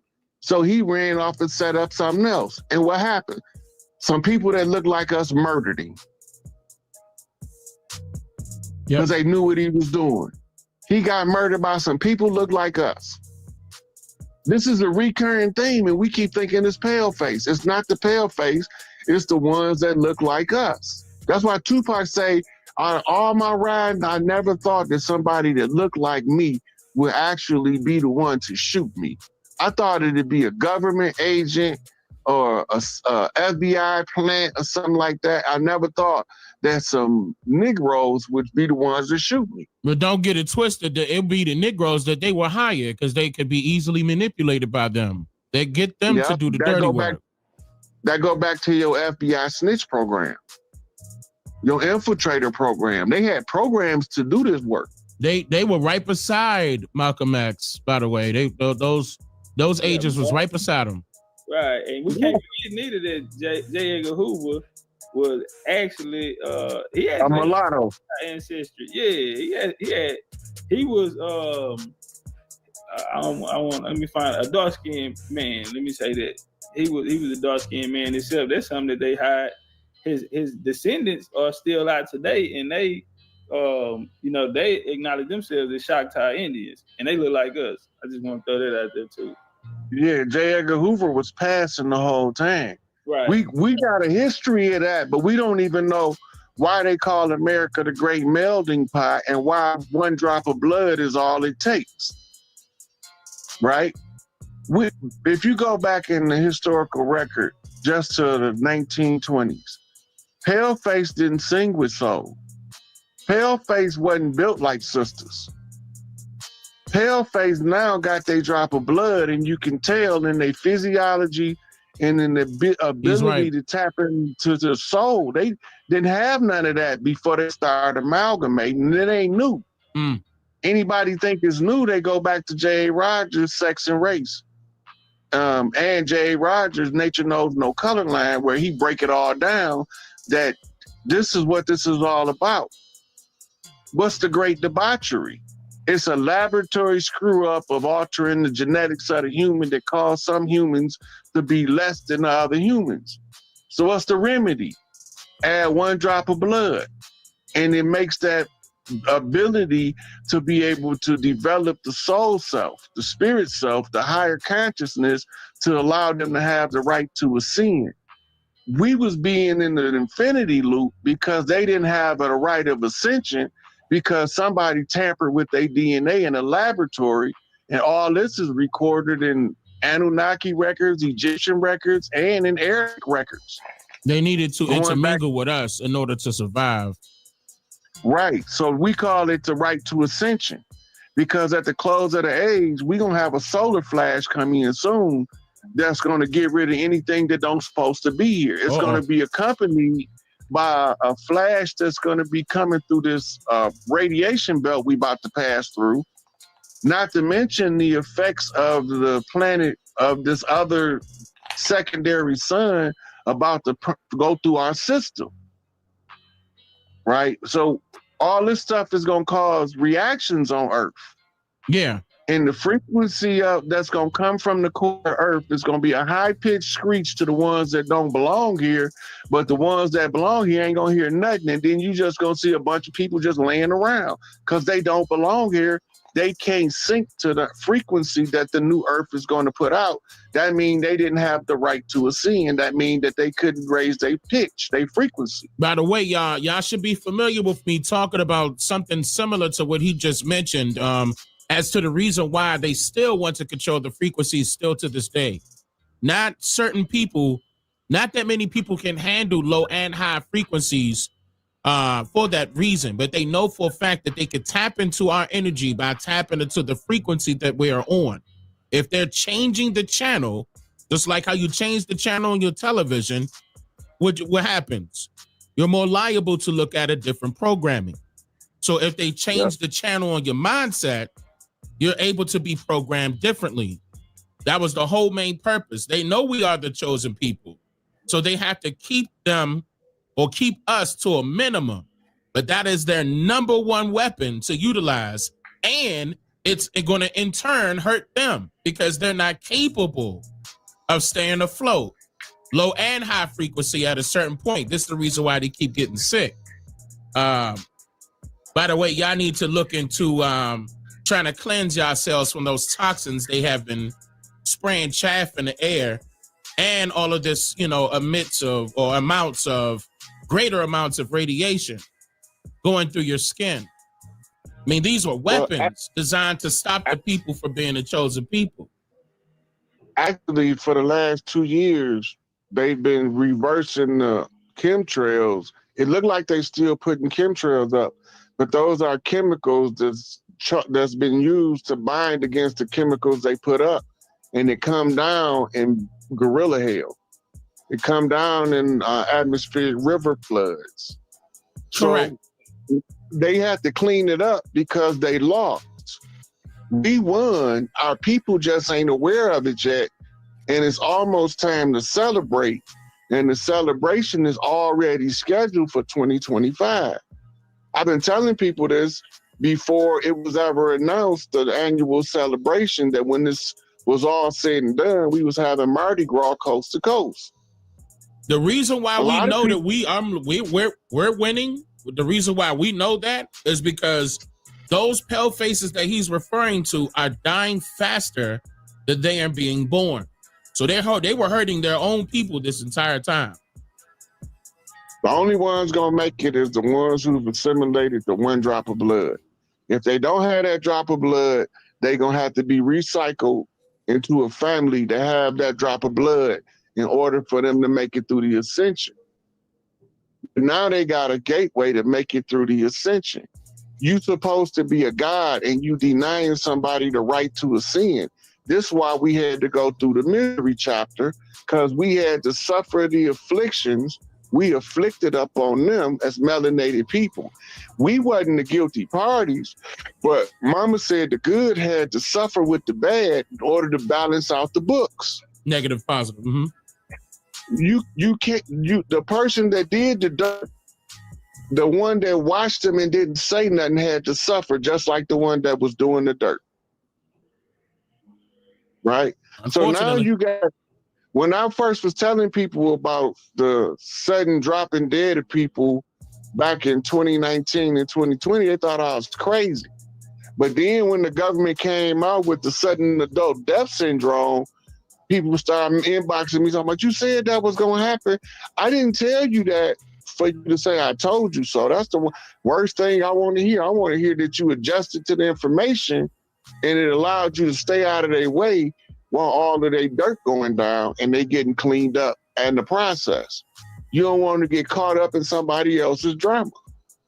And that's what we always trying to get caught up in some gossip that we end up missing the important messages. They use the gossip meal out of celebrity circles to keep us distracted because we love that trash, that low vibrational, low frequency garbage talk. Right? That's the lowest frequency of energy exchange among humans, gossip. And the celebrities make the perfect fertilizer for gossip to grow. And if you want to get a bunch of nosy, gossipy people distracted, all you got to do is give them some gossip they classify as juicy. Ain't nothing more juicy than TD Jakes getting caught at a Puffy freak off party. That's juicy gossip. Nah,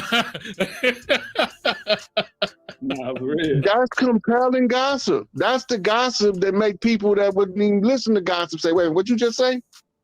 Mm-hmm. Now you getting people that don't even deal in gossip being nosy because the gossip is so juicy, it's irresistible. Now they can all find out what it feel like to get swallowed. Straight distractions. Watch this. I want to jump in when y'all building on frequency.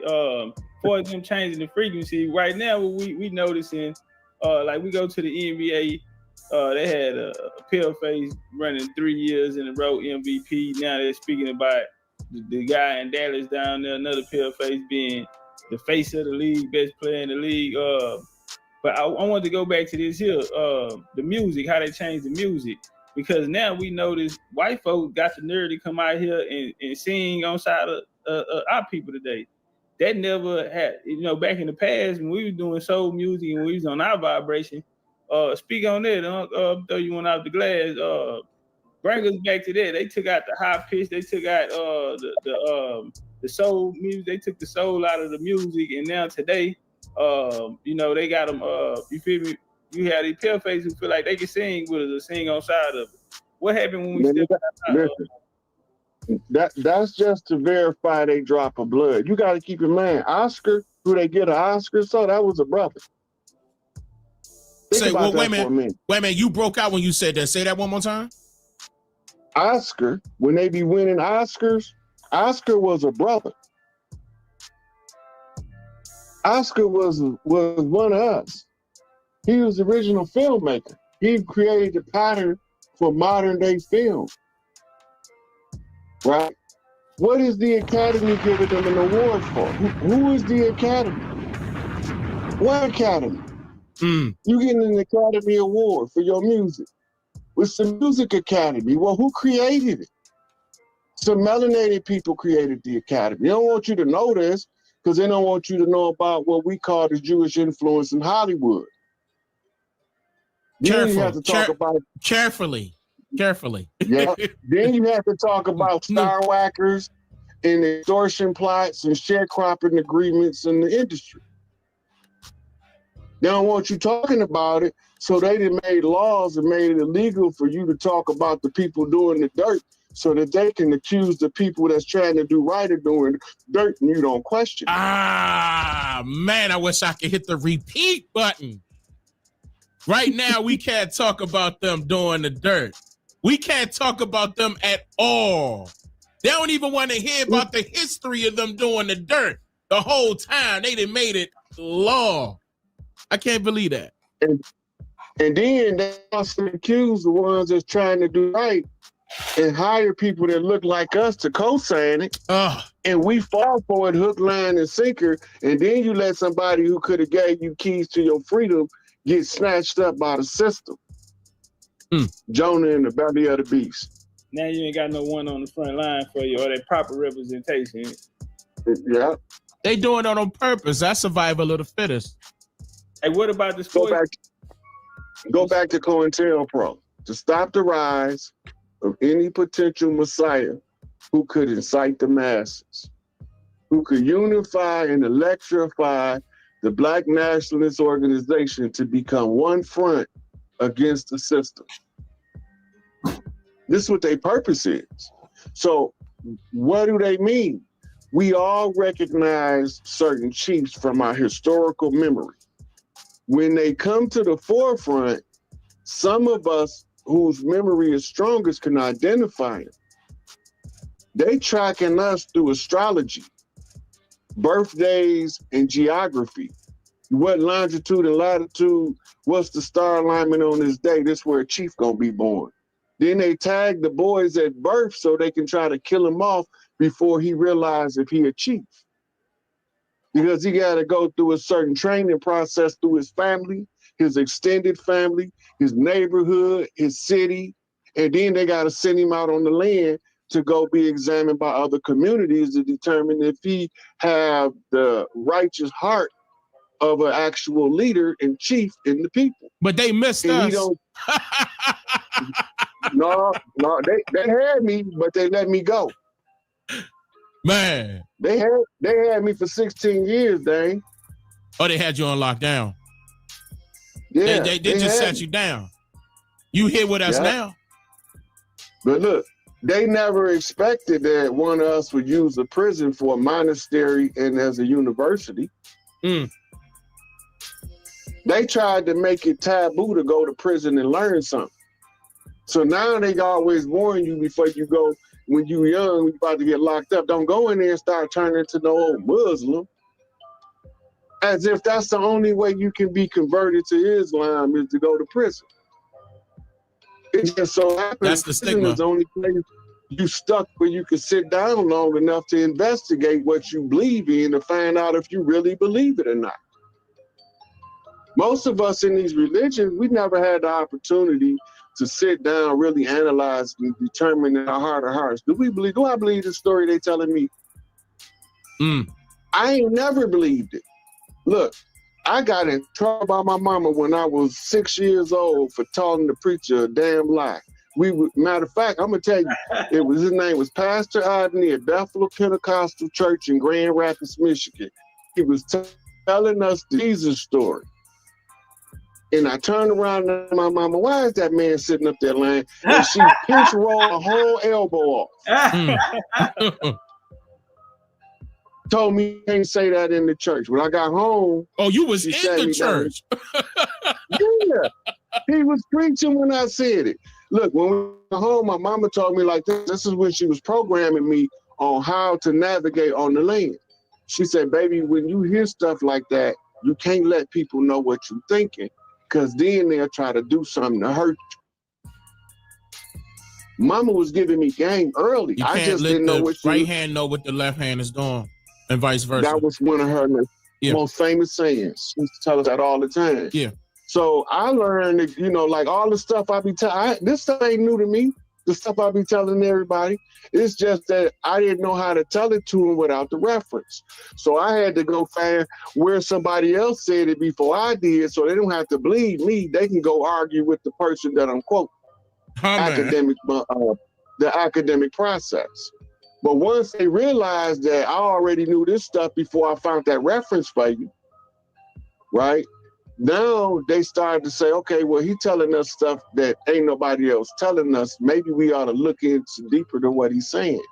And the bottom line of what I'm saying, while we on this show right here, three brothers, on the fatherland, we got a matriarchal meeting happening on the other. That's called a collateral attack. Anybody that don't know what it is, look it up. It's collateral attack. We doing two different things among the tribes on the land. The matriarchy is moving on one area in the matriarchal meeting, and the brothers over here, the three chiefs, is talking, because we got to get it through the people's head what's going on the land. We just softening them up for the real high chiefs of the land who was restricted from protecting the people properly and looking out for the interests of the people by the corporation. They have to give the viable report in the public domain among the nation. It's going to be just like a state of the state address by the president, except the president might be introducing to you to the chiefs that need to speak. It's up. And if you don't know your culture, when you see some of these chiefs speak, you're going to be calling them a bloody criminal. Because that's how bad the system had to villainize them to make us reject them. Mm. And all the time, all of the heroes they gave us is doing way worse than all of the villains that they called villains. They calling our tribal leadership villains, but all of they business moguls and political giants is all pedophile Pizzagate cult members. They preachers, they ministers, half of them is, the majority of them pedophile priest cult members too. And the politicians. Yeah, all they said, they political giants. They got the Senate and the Congress out there. You know what a Congress is? It's a Congress is a grouping of mayors. Mayors is town mothers. Now we chasing drag queens across the land. That's all these men masquerading as the town mother. They call themselves mayor. Mm. The only man supposed to be the clerk. He supposed to be the one come out. And you remember in the old movie they had the dude roll the scroll out and read off to the public. That's his job. He ain't the mayor. He's just the speaker.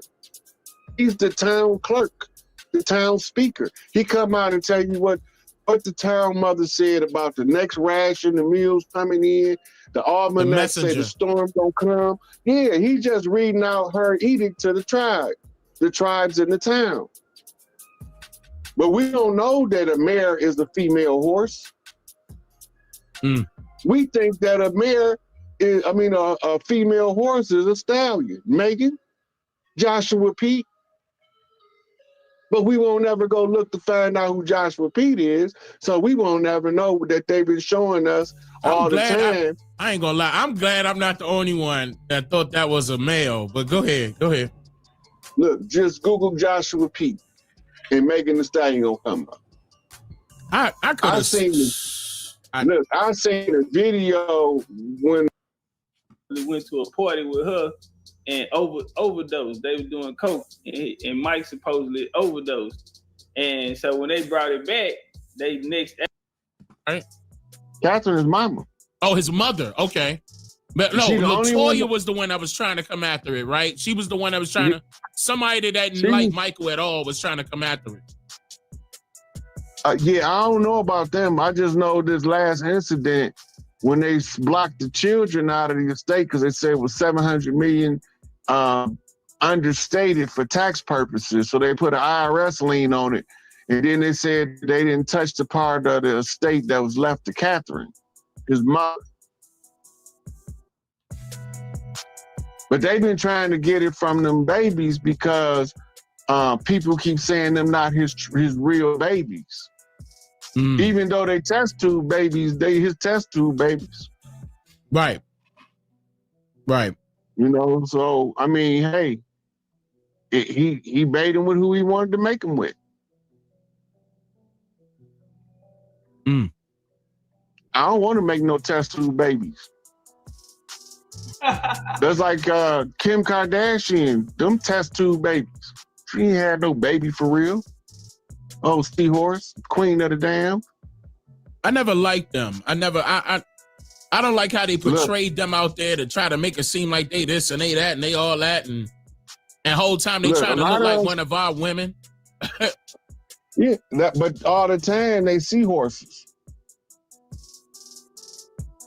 That's the part that nobody know about. That's why Aaliyah had to get low when she played the queen of the dam. She was playing Kardashian. Go back and look at the pictures. She was playing Kim Kardashian as the queen of the dam, meaning that she was doing some dirt behind the scenes that needed to be exposed. Mm. And then Kim Kardashian came dressed like, came to one of them awards dressed like Aaliyah in Queen of the Dam because she wanted to agree with her. Yep, I'm that beat. All this stuff going on in our face, like for instance, the Travis Scott situation was a whole ritual. It was a ritual public humiliation divorce from a witch's coven. Cause he ain't really been having nothing going on ever since. And they just the last people they just cashed him out this year, probably like a month ago. Mm-hmm. He had insurance, but the whole thing was to make him look like a villain. So it'll justify that that Kardashian chick he was kicking it with, leaving him. Everybody will look at her like she did some noble stuff all the time. Her and her mom and them set the whole ritual up. I don't trust them. It was a witch's coven, public humiliation divorce. That's what it was. Oh, and that's another person that we forgot, Kanye West. But I was upset with Kanye. I'm not gonna lie. When he was with that, I was like, why get with her and then have your child by her? He did it. It was a military action by Kanye. It was like grab the bear and hold her. The same reason Puffy is laid up with Clive Davis. He been laid up with Clive Davis for 25, 26 years. How long Pac been gone? Man, I lost count. It's not no coincidence. This stuff not an accident. All of this stuff is, if we gonna get what's back ours, we got to find the dirty players that we suffering for. Then we got to make sure that we put somebody there that can hold the position until it's time for them to fall. With Puffy job, he was assigned to Clive Davis because he was, you know, he was a universal sex agent. And been that way for years. He been dibbling and dabbling on both sides of the spectrum of the sexuality since he was a teen. It ain't new to him. So when you find somebody already engaged in the nefarious actions, okay, well, we need you to go hold on to this one right here and don't let him go. Use your lifestyle to trap this one. His assignment is Clive Davis. Now, how it's going to play out, I don't know. But Clive financed all the freak-off parties and told him what information he needed on what people in order to use it as leverage for extortion purposes. Clive orchestrated it. That's what, you know what? I'm glad you said that because I said that during a live stream. I told them, I said, me personally, I thought that Clive Davis and the other guy that's ahead of Universal was the people that sent Homeland Security to P. Diddy's house to go get them tapes because they knew it was revealing. It's going to expose them. But it's also a bridge from the Epstein thing. Right. But yeah, a bridge. Yeah. It's strictly like subdivision type. Almost like, well, I wouldn't even say subdivision. They're all the same. Tentacles of an octopus. Yeah, there we go. They're on the same one. So when you look at the clientele for Puffy, you look at the clientele for Epstein, they different. The clientele is different, but the whole purpose is the same. Extortion. Yeah. He's like Judge Joe Brown did it. Judge Joe Brown, who you so brilliantly spanked not so long ago. Judge Joe Brown just gave bootleg folks don't like me, man. Go ahead. Nah, he just gave a whole discussion on they just convicted Trump of getting extorted and charged him with being a criminal for paying an extortion plot through his attorney. So they prosecuted the victim for being victimized, and all the time they never identified the criminal behavior of the hush money. All that's scripted. Yeah, absolutely. Look, I'm gonna show you something else. You remember the boy in Wisconsin that was playing video games with the judge? What you mean? The boy that shot the brothers at the so-called riot, and they acquitted him. They said it was he was self-defense or something in Wisconsin. I can't recall it. That must have been a while ago. This was the last president election around that time. Remember? Yeah, they had a little teenage boy shot them folks at the. I think it was some stuff going on behind, I think, George Floyd. Right. And my son and a lot of those, the rap out of New York, all of them was in Wisconsin last election, trying to get somebody to vote there. Right. So anyway, the reason why I brought it up is this. If you go back, they got the little boy playing video games with the judge over the case, right? If you go back to Eric Holder getting arraigned in California, it's the same damn judge. Oh, they saying Kyle Rittenhouse. I remember that name. Kyle Rittenhouse, yeah. I remember that name. So I think they locked him up. So you been telling me he ended up beating that case? Yeah. Man, but I heard that white boy that killed whatchamacallit got put off. I mean, he was locked up for a second, but I heard he out or something like that. They dropped his case too, that officer. No, they just dropped some Oh, time. They dropped Yeah, I some seen you that. time. talking about Yeah. his last name was Chauvin, wasn't it? Yeah. Right, Derek Chauvin. Yeah, he got took off on. I think an essay ended up taking off on him in there. You ever Yeah. looked that name up, Dane? Which one? Chauvin. You ever heard the term chauvinism? Nuh-uh. A male chauvinist? Yeah, I heard of that. Yeah. Talk to me. Anyway, the term chauvinist is traced back to a guy whose last name is Chauvin.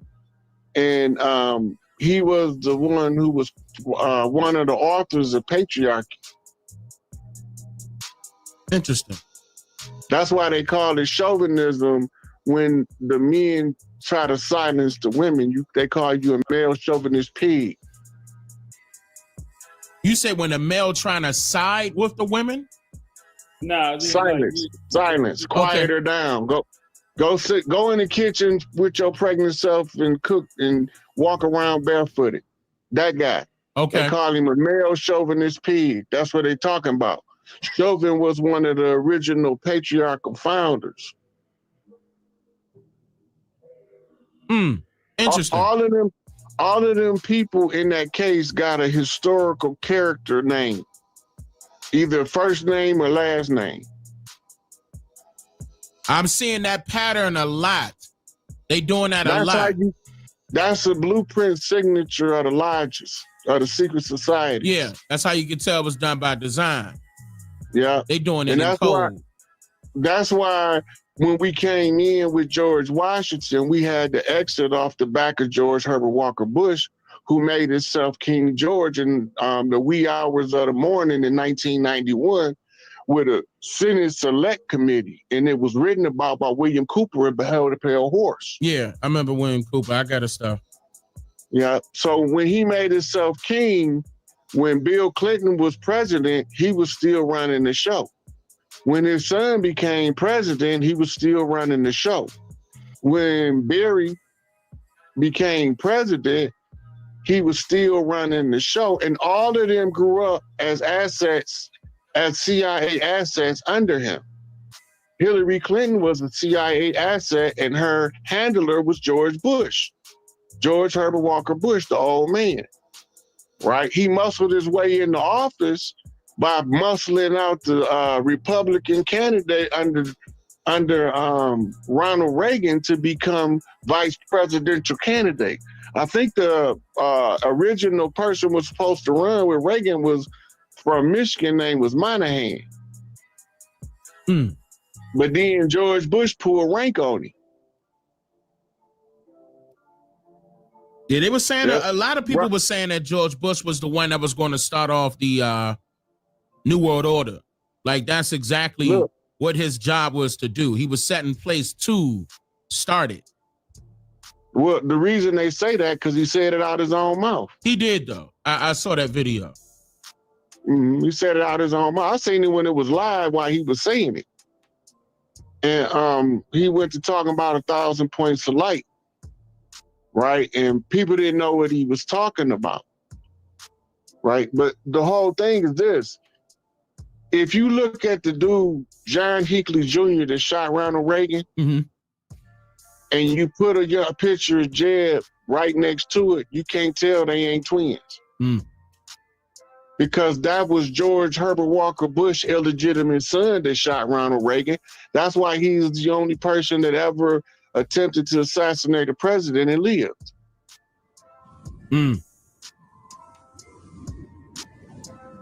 That would make sense. It was a CIA operation. The only reason why Ronald Reagan was allowed to live because they forced Nancy Reagan to give him medication that made him lose his memory. But if she left him off the medication too long, he'll start remembering who he is and what happened.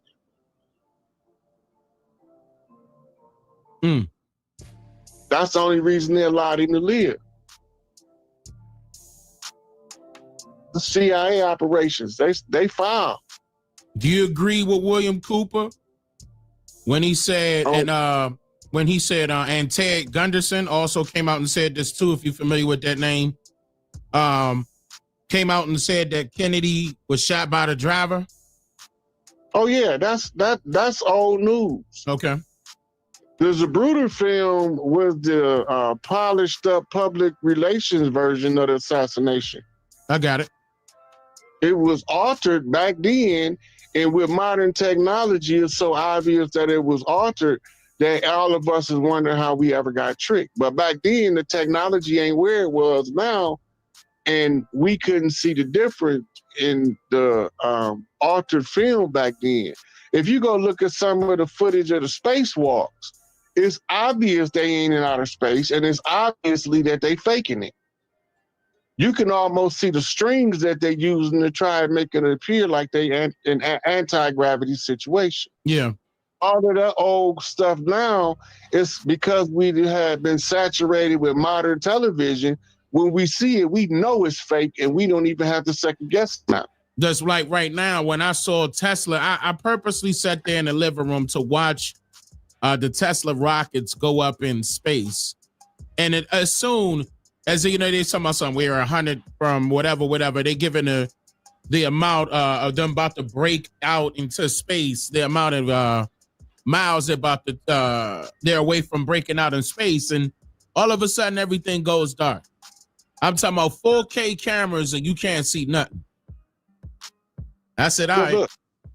Remember the rocket ship that blew up, right? All of the astronauts that was on there was found working at universities as professors. And they all say that looked like me, but that ain't me. But when you look at them, you're like, stop lying. Wait, hold on. How much? See, I went more then. Wait a minute. So they actually end up finding, you know what I always thought that about those type of situations. What if they actually find somebody bump into or recognize the person that they have in there? So they weren't even astronauts. They was astronauts, but they was also professors. You gotta remember, all of those people that work for NASA as astronauts, you only go on, astronauts only go on spacewalks probably once every couple of years. In the interim, what do? They teach school. They teach physics. They teach quantum physics. They teach all this higher mathematics and this the philosophies of what's the dude in the wheelchair? Stephen Hawking and Einsteinian theories. This is what they do when they ain't preparing for a spacewalk. You got 500. A pool of 500 candidates to choose from to go into outer space. You only can choose between 5 and 6 of them. What the rest of them gonna do in the meantime? Sit around and get paid while they wait to go in outer space? And they get paid no cash work. Money. But you ain't got no work. They can't pay you. They only paying the ones that's supposed to be doing the work. So the other ones, they get them jobs. We're gonna put you at MIT. We're gonna send you to Langley. We're gonna send you to Harvard. We're gonna send you to Princeton. You know, and give them these jobs, these high-profile professor jobs, and then when they need them for a spacewalk, they call them in. That's not their whole life. That's like a supplement.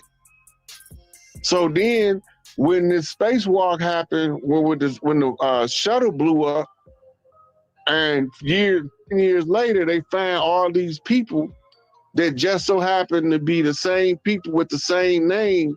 They saying it ain't them, right? They got the same name or a variant of the name of the person from the exploded Challenger spacecraft. What was it? Was it Apollo 13 that we referring to? I think it was Space Shuttle Challenger. It blew up off launch. Oh, damn. Like right here. And like before they even got up. Okay. Yeah, it blew up on launch. It went into outer space. It go up about cloud high, and then it blew up. Wow. But they found all of the astronauts that were supposed to be on board years later working as professors at universities. I think like one or two of them was probably working as an executive at some kind of tech firm, but most of them was professors. Yeah, I mean, when it comes to that space stuff, man, I gotta see. My thing is this, man. I still haven't seen how that could be possible. Still haven't seen it. It's almost like they playing pre-generated shit. Like they giving me stuff from a computer. Like they giving me graphics on a computer. I'm not getting the feeling that this is authentic. I'm not getting that. It's the same with this Biden situation. No, he's AI. He's AI, hands down. Well, and skin mask. It's both. It is both. Because when he go out, I agree with you on that. I didn't quote a few of those. Look, when his he earlobe be long as hell. Yeah, I know. I seen that. Look, when he be falling up the stairs and falling on stage, that's Jim Carrey playing Mask. If somebody said Jim Carrey, I heard them say that. Look, when he give a comprehensive, coherent speech, that's a guy named James Wood or another guy named Arthur something playing Joe Biden. They got like 5 different actors at least playing Joe Biden at different times. Some of them just use deep fake, and some of them actually they do use deep fake. They use deep fake, green screen. Go back to the inauguration. You see that plastic he was standing in front of? Yep. That's a holographic projection system. I did a few videos on that. I knew it wasn't like that's and look, and now he requesting to have the debate with Trump, but no audience. I was like, come on, bro. Y'all giving it up right there. Yo, wasn't nobody there, huh? Then, look, it's just a nice, convenient coincidence that when we started discovering that the Joe Biden that was passing them laws for crack, is not the same Joe Biden that's out now. It come out that Barry say that he would take a third term. Yep, he said it. If he could do it from the basement over a microphone using deep fake technology. And we know that could be possible, because of the fact that he also predicted, not to bring this up, but he also predicted Drake and Kendrick Lamar's situation years ago. I wonder if people caught that. Like he said, like random questions too. This was a random question and he picked Kendrick Lamar. You talking about Joe Biden? I'm talking about Obama. Oh, okay. Obama came out and said that on tape. So years ago. you gotta know the backstory to this character they call Obama. The backstory is this: he was born in the Philippines as a test tube baby. He was a genetic clone from a mummy they found in Egypt of the pharaoh named Akhenaten. The reason they cloned him because they knew that the next one in line as the heir that's ascend the throne or the God see the earth was the one they called Tutankhamun. So they figure if they resurrect Akhenaten, the father can pull rank on the son. And then they was using the homosexual ritual to try to energetically, they call it Jacob's ladder, put him in power. It's a whole ritual they do on in a Masonic hall. His brother or his alleged brother, whoever this is, he got a verified account with the Obama last name that they calling his brother be on Twitter, airing it out. He was also airing out the fact that Michelle was Michael. He was saying a lot of stuff. I was just surprised they didn't silence him. But because nobody not gonna believe him. Yeah, that's probably how they looked at it. The media machine and the charisma that he had was the overriding appearance of legitimacy. When Trump challenged the birth certificate, if a person that's not born in America gets elected in the office, that's classified as a coup d'etat. Yeah. And it immediately suspends the act of government on the spot. This is the purpose of Trump challenging the birth certificate. The irony is the same people that they hired to validate the birth certificate invalidated it. Mm. The CIA agent showed you all of the points of falsification. So they called the lady that provided the birth certificate from Hawaii to come testify, and her plane crashed over the Pacific and she died accidentally. You know how they do that? They famous for that. Oh, a random accident happened. Coincidentally. Right. So his story is told in Hollywood. His conception is a test tube baby born in the laboratory is a movie called The Demon Seed. Hey, y'all, get the likes up. Get the likes His up. birth is another movie called Rosemary's Baby. And his childhood upbringing is The Omen 1, 2, and 3. The original version. Hey, tap that like button. Tap that like button. Support wow. That's the. I did a whole video. Look, I did a whole video on YouTube called Obama 33 Points of Identification, where I went through the whole thing of who he was. The only thing I left out is the actor that taught him how to act like a president from Chicago. Oh, he had him shot. The one that was writing his scripts. Yeah. Some of it was borrowed from. I did see that. That ran across my desk a couple of times. The one I was writing his scripts and even borrowed from old presidents. Like verbatim on top of that. That was crazy. Verbatim. Yeah, because they was manufacturing the character to play the role of the president.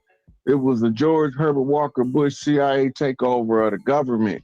They had to give us what they call 3 major knocks. It started with World Trade Center 1 in 91 when he first declared himself king. Then it was the federal building in Oklahoma City was knocked 2 when he was sending the Clintons to rise to power. Then the final knock was the World Trade Center, and the anomaly was the Trade Center number 7. Number 7 didn't get hit by no plane, but it fell just like the other 2. It was bombed.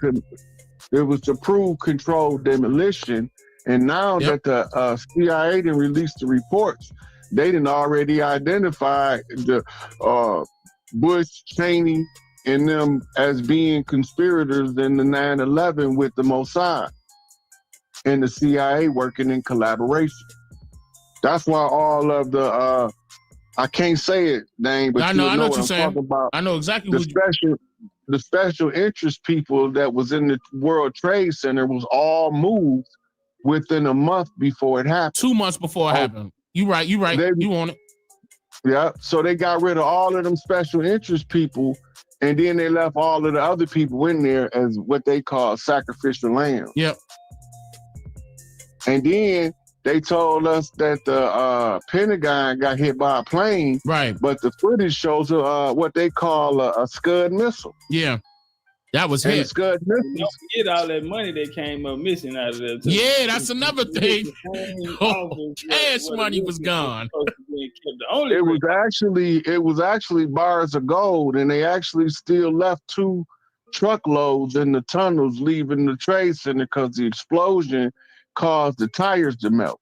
Yeah, they couldn't move. I remember that. They couldn't move. Yeah.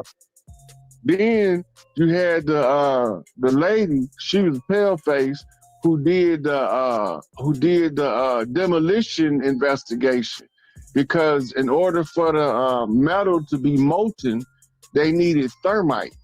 Yep. And they found traces of thermite in the molten metal. And thermite is used to sever the beams in order to do a controlled demolition. Correct. It's going to eat it up like acid.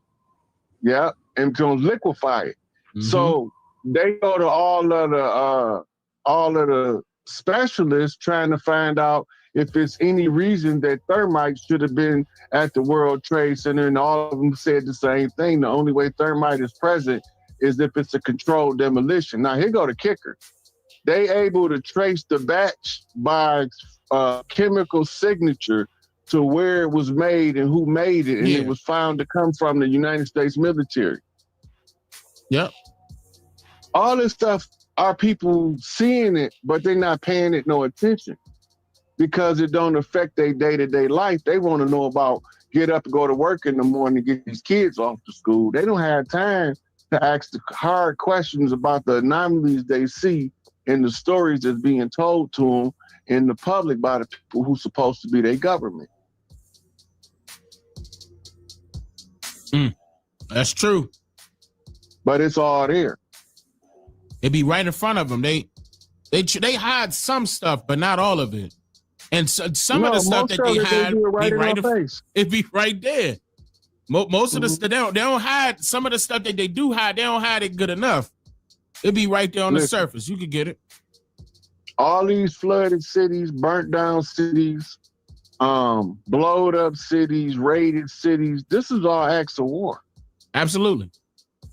And they only, now if you notice, all of them is classified as either Native American massacres or African American massacres. If you look them up on the map, they're going to form a signature that lets you know that it was planned. The way there's no haphazard to the layout of these major fires. And then we got to remember, in order to take the land, they was burning court records so that the person who owned the land, they could say, you don't own the land. They was burning courthouses up all through Mississippi, all through New Orleans, a lot of states, all through Alabama and Georgia, burning down courthouses and record halls and libraries in order to get rid of the evidence. And they also said that they were trying to, when they was burning stuff up, that it was because of the war. I'm going to be honest with you. We can pinpoint where they had these wars at. Okay, I'm talking about their location where they met up and had war. Why are they tapping libraries, this and this particular circuit building? And I'm like, come on, bro. Like they were nowhere near in a way. Why are you burning up these places purple? Yeah, but it was to hide the truth. Then all of a sudden the Latter-day Saints got the rest of the records and he hiding it in a cave in Utah. Yep. When you put it in the public domain that you know where the cave at and that you're willing to be the research team, that seizes the records for us because you qualify by man hours, research hours to go through the paperwork. And then you have, once we get back into our jurisdictional supremacy, we can override the corporation, then all of the organizations that do research can send you a support team. And they have to take the orders from you. How are we gonna organize this information to get it back out to the people? Because we got a lot of records in national parks across the land that once we realize that all of the records ain't lost, we can find out, like for instance, my grandfather land, my mother father, Hezekiah Johns from Magnolia, Mississippi. He used to own all of the land that's now all of those little cities in that cluster, Magnolia, Tylertown, Macomb, all of them, Sunflower, all them little cities. That was all my grandfather's personal farm until they took it. When my mama was a little girl, they took my grandfather's land by having his widow offering her support and tricked her to sign papers that she ain't no right?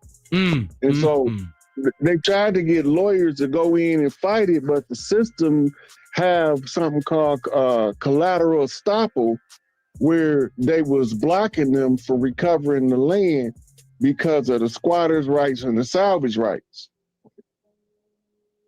So all that stuff was the admiralty way of stealing our property rights so that we could be displaced. Now, we just have to claim it all back by doing certain stuff in the public. This is why Empress had to go to Philadelphia and sit where the matriarch of the land used to sit with the rest of the matriarchs when they used to be the longhouse making the law. because the ancestors put a curse in Philadelphia, which forced them to have to move to DC. This is what the whole move was about. Wait a minute. Back up for him real quick. Let them know where first.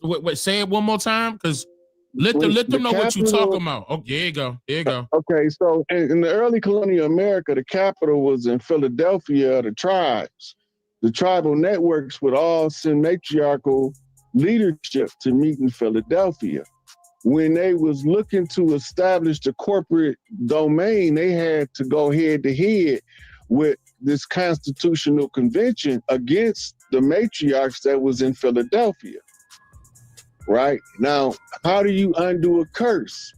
You have to claim what the curse was there to protect and offer the ancestors an offering to let them know that you're there for it, and they lift the curse.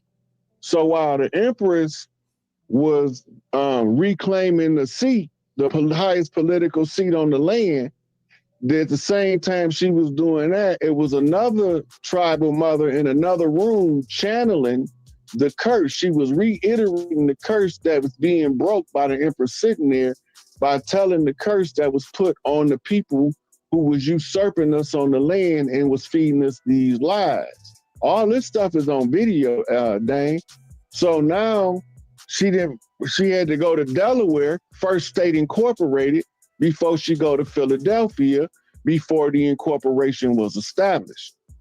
When they moved from Philadelphia to DC is when they inserted the secondary constitution written in the blood of Crispus Attucks to keep us into a 200-year conjure war. The conjure war required us to not use firearms, but to use education and erudition to educate ourselves out of the condition. And Noble Drew Ali identified that we was not capable of running government, so he was not in the position to move the government that was already in place because we hadn't educated enough leadership across the land to run the government. Now I can run this government by myself if we get rid of the imposters. And it's a whole lot more that can do it better than me, older than me, that know how to run government that's been displaced by the system. So now we can run government, we can assert the jurisdictional birthright. Elijah Muhammad said the devil got an extension, nobody knew what he was talking about.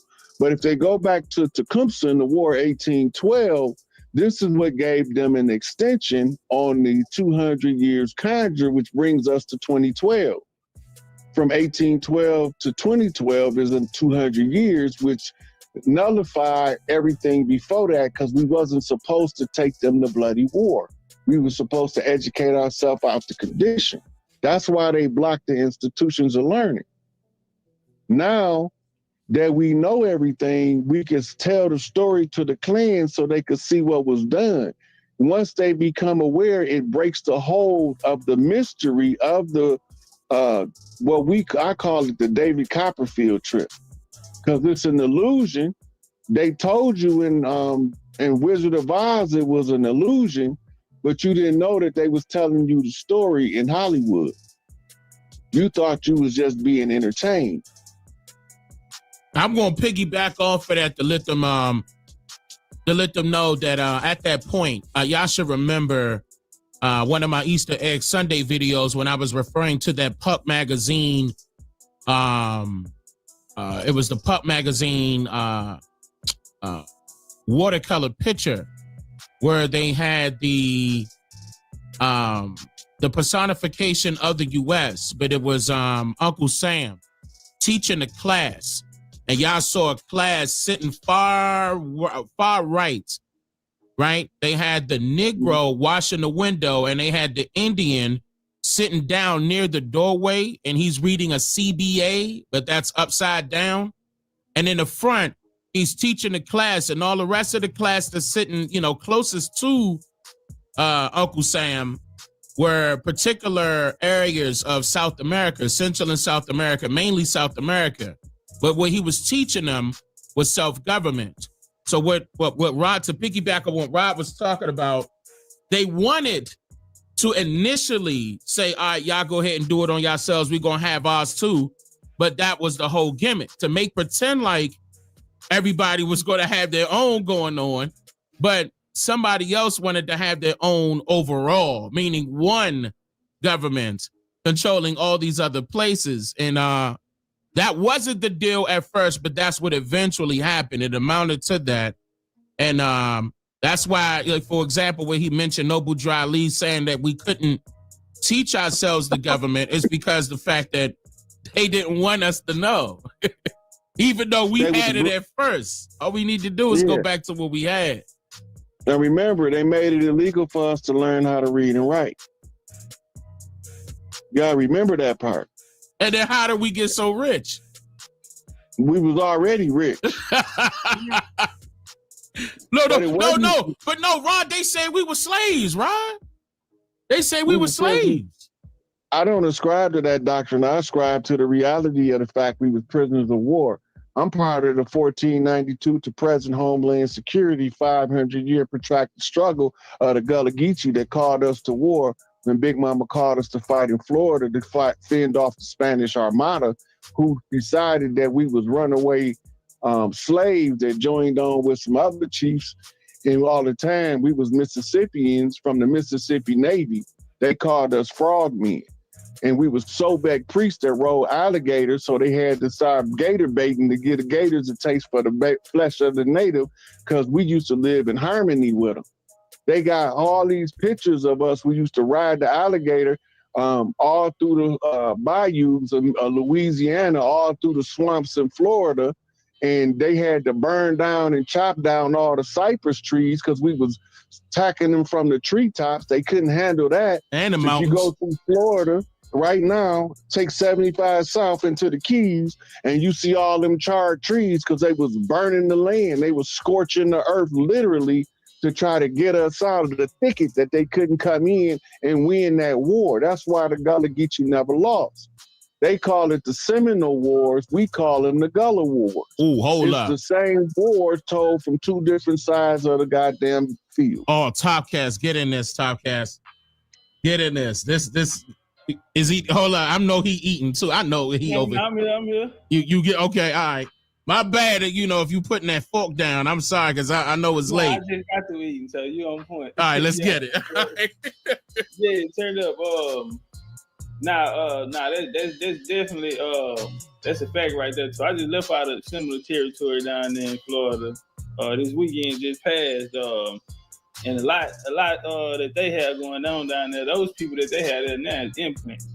Those are implants, and if anybody arguing that fact, I mean, when we look at the history now I did hear y'all say that, as far as what they say we were slaves, but what they ain't tell us that we were the slave owners too. So yeah, we were the landowners. So when they looking on paper, most people, if you'll find a slave in your family, I guarantee you it's not gonna be you in a situation of someone has you someone got you in a home or in a yard, and this ain't where you want to be. In the shack and all that. Yeah. It's our family. I have slave records on the slave schedule. I found my 5th grade grandma on there. Well, her slave master only had one slave, which was her, and her slave master just so happened to be her husband.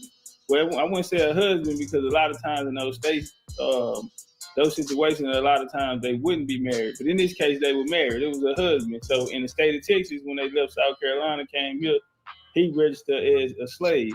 But they lived on, they owned the plantation.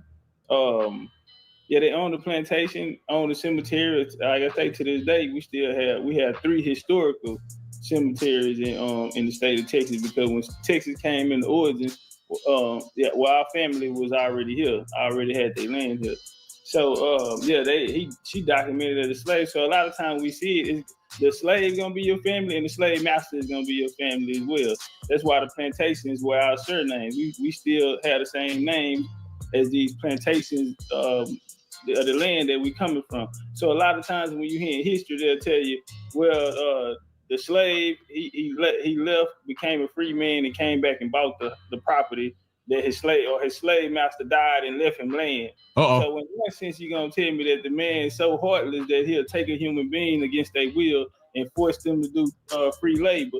And then on another note, you'll tell me, well, when he died, before he died, he left in his will to get a property out to talk, bruh. Here goes something that a lot of people don't know, Topcatz, that goes directly to what you're saying, right? The sweetheart swindle are the dirty morgues, right? You see now this the one of the Flower Moon or something like that. That new movie came out about how they was marrying the Osage women to wrestle the property right from them. Man, they manipulated that story. I saw it. They manipulated that story, but it is true. But it wasn't. They trying to say that they were making them sick by giving them needles, and that's not what happened. But go ahead. Anyway, so the big house used to be Big Mama house. Big Mama house was always marked by a picket fence wraparound porch. The purpose of a picket fence wraparound porch is for the grandbabies to crawl around outside in the summertime and grandma sit in a rocking chair and watch over them. Now, when the sweetheart swindle come into play, the old slickster come to town with his pretty smile, slide up on Big Mama because she been a widow, because she probably was 14 when she married her 75-year-old husband. And he was the one Big Papa that overseen land, but he died when she was 30. She's still young. So he's sliding up on the Big Mama and waiting her out on the right time to poison her so he can take over the family plot. Wait, stop right there. Listen, y'all. Poison them. He's sitting right there. This old white scallywag sitting right there. No, poisoning them. Look like us. Most of them look like us. People. Yeah, they just our kinfolk ain't kinfolk. No, I mean, look, the majority of the people that took the land that route. I'm not going to sit here and state that it wasn't people that looked like you or not that did that, but that idea came from them white folk, especially. The majority of those lands, those territories that they naming is straight up going to be white folks attached to their family. I'm about to tell you how that happened, though, Dane. They just said they killed them. Just watch the flow of the land transfer. Watch how it play out, though. So now he didn't poison Big Mama. He go hire the Smiths. The Smiths paleface. He hired the Smiths as farm managers. Lawyers. The Smiths come in and tell everybody that the country at war. Right? Matter of fact, I don't know if you want to do this, but it's a little clip on YouTube. It's called the Jones Plantation. Give you the exact rundown of how the house Negro, the one who sweetheart swindled Big Mama and poisoned her, hired the paleface to pretend to be the bad guy. This is why we didn't like the house nigga. It had nothing to do with him getting privilege of being in the house and him being light-skinned, because most of them was darker than everybody in the field. So now he hired the Smiths to come in as the governors of the plantation, which was actually started off as the family farm. And then they tell all of the people in the family that's on the farm that we at war, and if you leave, that they gonna catch you and put you in the bondage. This to keep you from running away from the plantation. Yeah. But the plantation all the time was the family's home. That's correct. That's why we wasn't running away. Everything was there. Realized, it took us a while to realize that something was going on up in the house that didn't make sense to us in the field. Them country boys is a quick study. So what was the first thing we did when we got ready to take over the plantation? We killed the house nigga. Because he was the one who had stole the birthright from Big Mama in the first place. And he put these pale faces up to act like there was some educated people from Europe that came in specialists to run the plantation while the country was at war and to make it more efficient. Juicy and that's why you always see in the movies, it ain't pale faces whooping the brothers most of the time. It's the nigga. If this Think about it. was mine, They've been playing the story in front of our face the whole time. I'm hip. I knew that was going If it was on, but I'm mine, talking I about would in a make it large for mass. God. That idea of them poisoning the big mamas definitely came from the pale faces. Definitely. But see, watch this here, Dane, because at the time, the most land that was taken from 1861 up into the 1960s. We'll just start that from 1861 up until 1961. We'll do that. So most of the land that was taken in, when we see the uprisings and them burning it down, that'll start in 1898. All this is happening after the 1877, what they like to call the end of the Reconstruction era. Once they said they took the military support out of there. Up until that, this whole part of the story is our story. Nobody else you can't even put certain characters in the story because it's all of us. But if we go back a little further, we still gotta look at the immigration population that was coming here, which was these dark-skinned niggas or these black Europeans that was coming here. Now they had these mindsets. Look, pale faces didn't start coming over in mass until the Ellis Island immigration. Yeah. So that's why we got pictures of them coming over in mass on ships. That's correct. I showed them that. That's why we see the conflicts that happen, like over skin color or the white man being put against. Well, them happened through the labels, because in 1898, same time that they coming in with this here, you also had the Curtis Act that year too, which came and backdoored and took the rest of the land that the Dawes Commission didn't take. So the Curtis Act came, and then they end up really putting the number down and get it. Then you had the Reorganization Act. But in the 1920s, the 1919, these eras of what they call the Red Summers, this is when we had these conflicts on, like Tulsa, Oklahoma, 1921. These are the conflicts we're having when they're breaking down these our towns. What we was having our sanctuaries at. This never in history before then we'll see that. We'll see them hang a landowner, but I'm talking about coming to attack a whole city like this at a move that it didn't happen to the 20th century. So now at this time we see the white faces, but it's all we got to remember is coming through Freemasonry, because all the land grabs that happened, 1803 land grab in Georgia, the 1807 what they call the lottery, the lotteries, the land lottery. These land lotteries. This is when we start seeing it then. That's how the Choctaw lost after the Civil War. Then their Civil War, not 1860. But after they lose this here, then we see the land being broken down. Well, 100 years after that, now we see the characters in the place, and now we see the white faces coming in. But every treaty that was signed that gave seized land came from a Freemason. So we know that this all came out of the Lords. And back though, when they used the immigrants against our people in the early 20th century for these same reasons, that's when the birth of blacks against the whites. But Reconstruction had already came in. What you say, they used the pale faces to take our people out of the institutions. That's why we seen a lot of our people be reduced from a job, and they'll place the white man in there. And you just got through training this nigga. You just trained this nigga for the last 4 years, and now you train him to take your job. And so all of this here, that's why the cadets at the Buffalo Soldiers in the 1920s, they got they have a statue of them because they taught white cadets the art of military. And who are these white cadets? Well, they these immigrants that's coming over here who been given our names, who we've been trying to break down and bring them into the culture all the way up until today.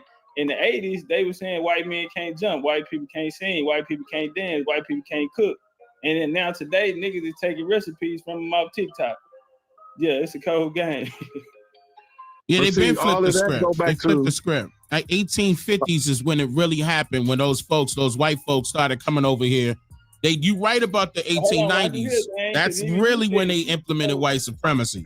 1890s. Okay, now people like when the Civil War, when the old boy was sitting there and his gun was bigger than the white boy gun. Yeah.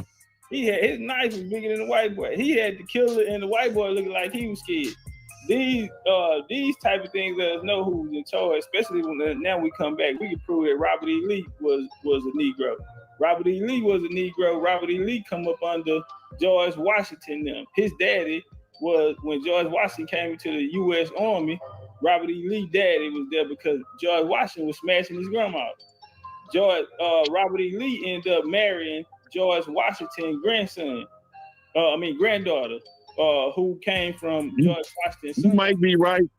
He still might have married his grandson and they called him a daughter. You don't never know with these people. Yeah, see, his name was George Washington. His son was George Washington Cuttis, Cutis. And they end up the land, George Washington gave him the land. They said George Washington was stirred. Why? Because all his kids was niggas. So his they tried to say that George Washington Cuttis was his baby mama, was George Washington's wife, son before the marriage. But George Washington paid for his schooling. The land that he ended up taking, George Washington gave it to him. That became Robert E. Lee and George Washington Cuttis' daughter land. It became what they called a freedman village to what they called before the USCT, they called them country band. It turned into what was a freedman village where all of these Indians who came from these different ports into Virginia to come fight in the war. They settled on the outskirts of their camps. They became their cooks. They became the map makers. They became the interpreters because of the different forms of English that people spoke.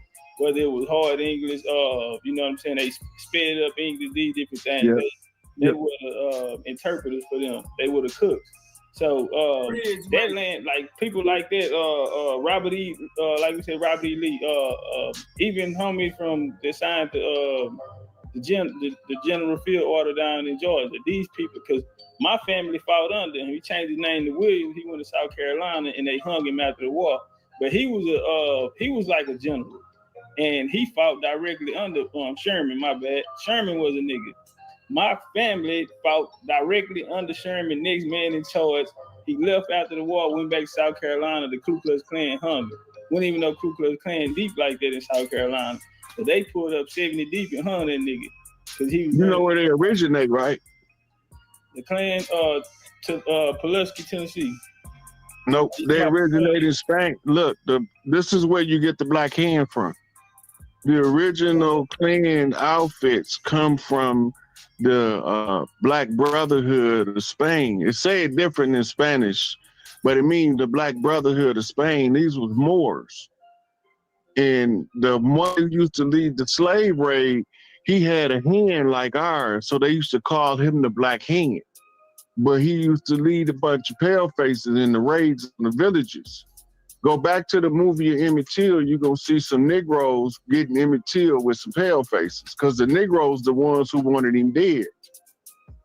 See, Emmett Till was going to be Chief Littlehorn, who was going to be whistling Dixie to call all of the tribes of the South to war.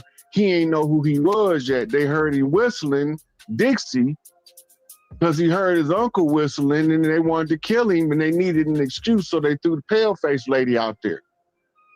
But when you go back to the story, it was some Negroes that went and got him out of his house, talking about they trying to protect the community. The Black Hand has always been Negroes that used to lead the KKK raids. When the Ellis Island immigration came, they was instructed to take over the KKK from the Black Hands that ran it. It was a secret society. The KKK was a Masonic order. A lot of us don't know that. It was the same as any other Masonic brotherhood, and it was started by the Black Brotherhood of Spain. That's where they got their outfits from and their ranking titles: Grand Dragon, the Grand Wizard, Supreme Grand Dragon. All that comes from over there. And so when they end up taking over, so the first wave that came over here, the Dirty Moors, they called themselves Dutch, Portuguese, French, English, Spanish, German, and Italians, came over here after they got kicked out of Europe. You got to know who they had been fighting in the 1,000 years leading up to that, because you'll know who their slave class was when they tell us in the history books they brought their servants with them. they was capturing Mongolians, Huns, and Vedics because that's who Roman empires was fighting up until that time.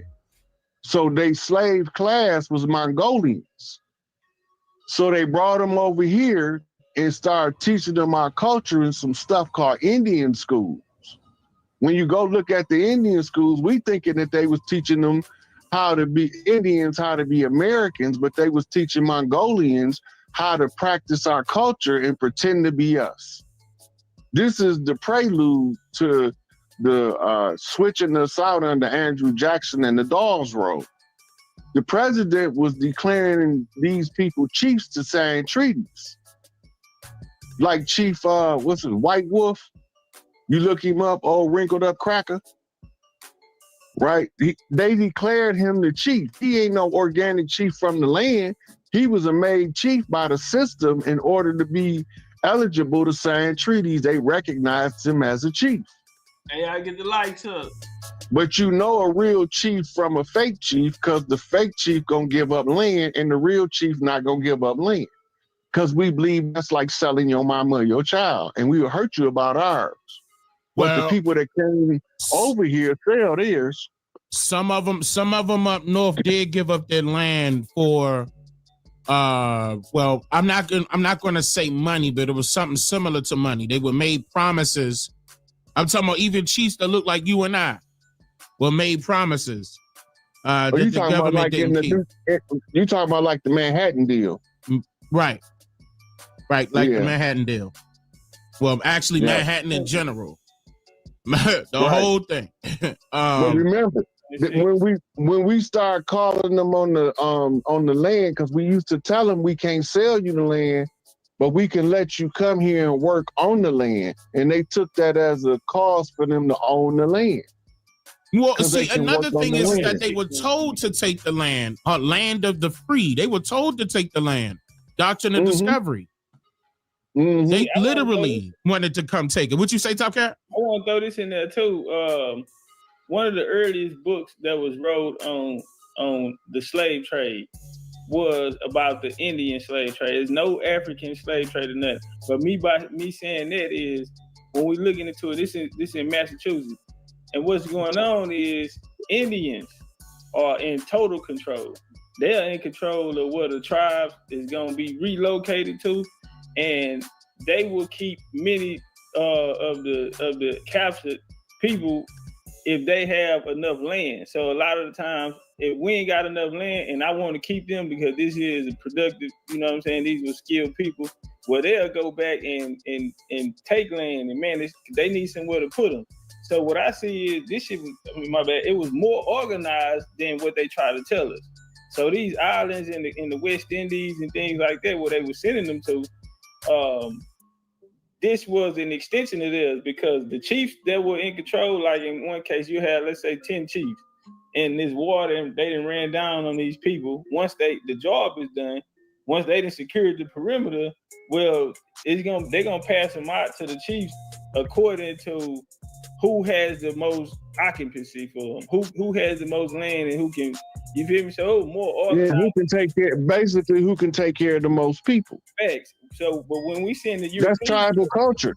Let's say they have 2,000 from this tribe or collectively that they just put together. Well, the European, he can only send 100 to 150 men. When we look at the Tuscarora War, we see 1,000 Indians on the battlefield, and we don't even see 100 Europeans. So correct. When looking into this story, it's never the European in charge. Now, one thing I'll say about that is when we look at these Europeans, they wear the same surnames as us that we wear today. Somebody came along and told us that the names that we're wearing are names of the Europeans. And that's cap. We outnumbered them. We had the land here. These names that Europeans came over, they didn't even have these same names. If anybody ever went further enough back into their genealogy, you would see the name. You probably wouldn't even recognize the name if you're looking at it. Once they start saying that these names of these people are coming from Europe, no different than when we look at Ellis Island, the people that are coming in, their names aren't matching the same. How do we know that? Because right now there's an ongoing, these people that's coming from Europe that came through Ellis Island, they're arguing that their names were changed by the people once they got here. And right now they're saying no one names will change but the small hats, the ooze, right? And they're saying that's because they wanted them changed. But the ooze came here and took on our names as well. In the 20th century, not the Sephardics, the dark skins, but the pale ones. So again, when we go back, never in the story do we see the European in charge. Now what's taking place is these people that are coming back, like when they built the U.S., when they came into that 1758, you had the Treaty of Easton where they met up in Philadelphia, started putting the play together. After the 7-year war, they'll start coming into creating this lane for them. You got the Continental Congress, which was founded by Indians as well, and then we're coming to the U.S. creating their government. This whole time, Indians were present. Indians wrote the Constitution. Yeah. Indians, the style of government they adopted came from the great Iroquois Confederation. Right, from the Iroquois Confederation, the Great Law of Peace. So all of these forms of their form of government, all of this here is ours. So always has been. Understand that the story. That's why when they telling the story, they can only talk about us because they're in our house. When they talking about record keeping or anything like this here forms of government, if anything was gonna change, it would have been changed. What we see is them, the ones that are coming over. Well, they're coming into our house. They're abiding by our rules, our principles. That's how we're still able to find ourselves through the culture here, because the culture never changed. Now it's changing. You feel me? But before we were at the Ram. That's why when you look up, like he just said, the Oscars were named after all the sports, all of these different things. All of this here was still our culture. Different sports teams, yep. Yeah, our last map was the culture. That was the last thing that we was holding on to, that we can actually connect to, since they took our mind. You know what I'm saying? They took our mind and tried to take it somewhere. I'm gonna be real. The culture is still here. It's just that more foreigners adopted our culture and they wanted to fit in. We can't even notice ourselves in it. Like I was saying earlier. I'm just saying. With the music and these different things like that. Now, and we allowing it. And we don't even own the culture to a fact they'll come out here and convince you that Eminem is the greatest rapper that ever lived. Yeah, I can't believe people saying that. They saying Eminem is the best rapper. But this is a way for them taking our culture crazy. Right now. They're arguing the fact that Luka in Dallas is the face of the league now. You know what I mean? Like, he wouldn't be in the position he was in if it wasn't for Kyrie on that team. Why he ain't do that last year? Why he ain't just got to the league? He ain't no rookie. Why haven't he accomplished so much as he has, or made it as far as he has in his career without the American Indian on his team? Man. Remember this, man. Remember this. The Great White Hope. What's the purpose of the Great White Hope? If you go back and you look through the history of the world, everywhere you found the standard of beauty before the doctrine of white supremacy, it was us. Everywhere that you found the standard of moral, pristine purity in the people, it was us. If you got a new addition to the human family, and they got to go through a catharsis, they have to burn off their negative lower nature, and they have to have a drop of blood of the ones who already did it, so they can learn how to be civilized. This is your melding pot, one drop of blood purpose. This is God's country. That's what they say. If this is God's country, and it's also called the crucible of God, what do you do with a crucible? You meld metals together.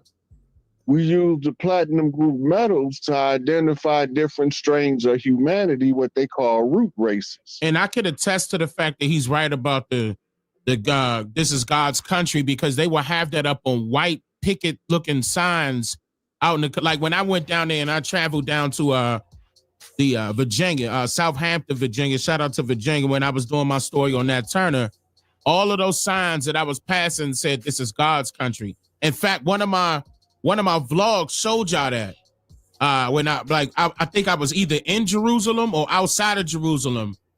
I think it was right before we went to Jerusalem. It had that sign that said, "This is God's country." That they got that all over the South, though. I thought it was just Virginia, but it's all over the South. Okay, now remember this, Dane. They always been saying ever since the Civil War that the South was gonna do what? Rise again. Yeah. Oh, okay. The Separate South, themselves. Secede. it's not really to separate themselves. Remember, a lot of us is unaware that the Confederate Army was the Iroquois Confederation, and that the Continental Congress is the regrouping after the war of the Iroquois nations that was in treaty with other tribes, that was not in treaty with Europe. This is really what the Civil War was about, is the tribes that in the South that didn't want to do business with those who was doing business with the English crown, with the French crown, and the Spanish crown. So because they didn't want to do business, the ones in the North decided to take them over by force for economic reasons. It had nothing to do with what we call in today's slavery. That's the historical narrative to try to make us feel like we came on some damn ships from somewhere else, so we won't never stand up and say we was already here.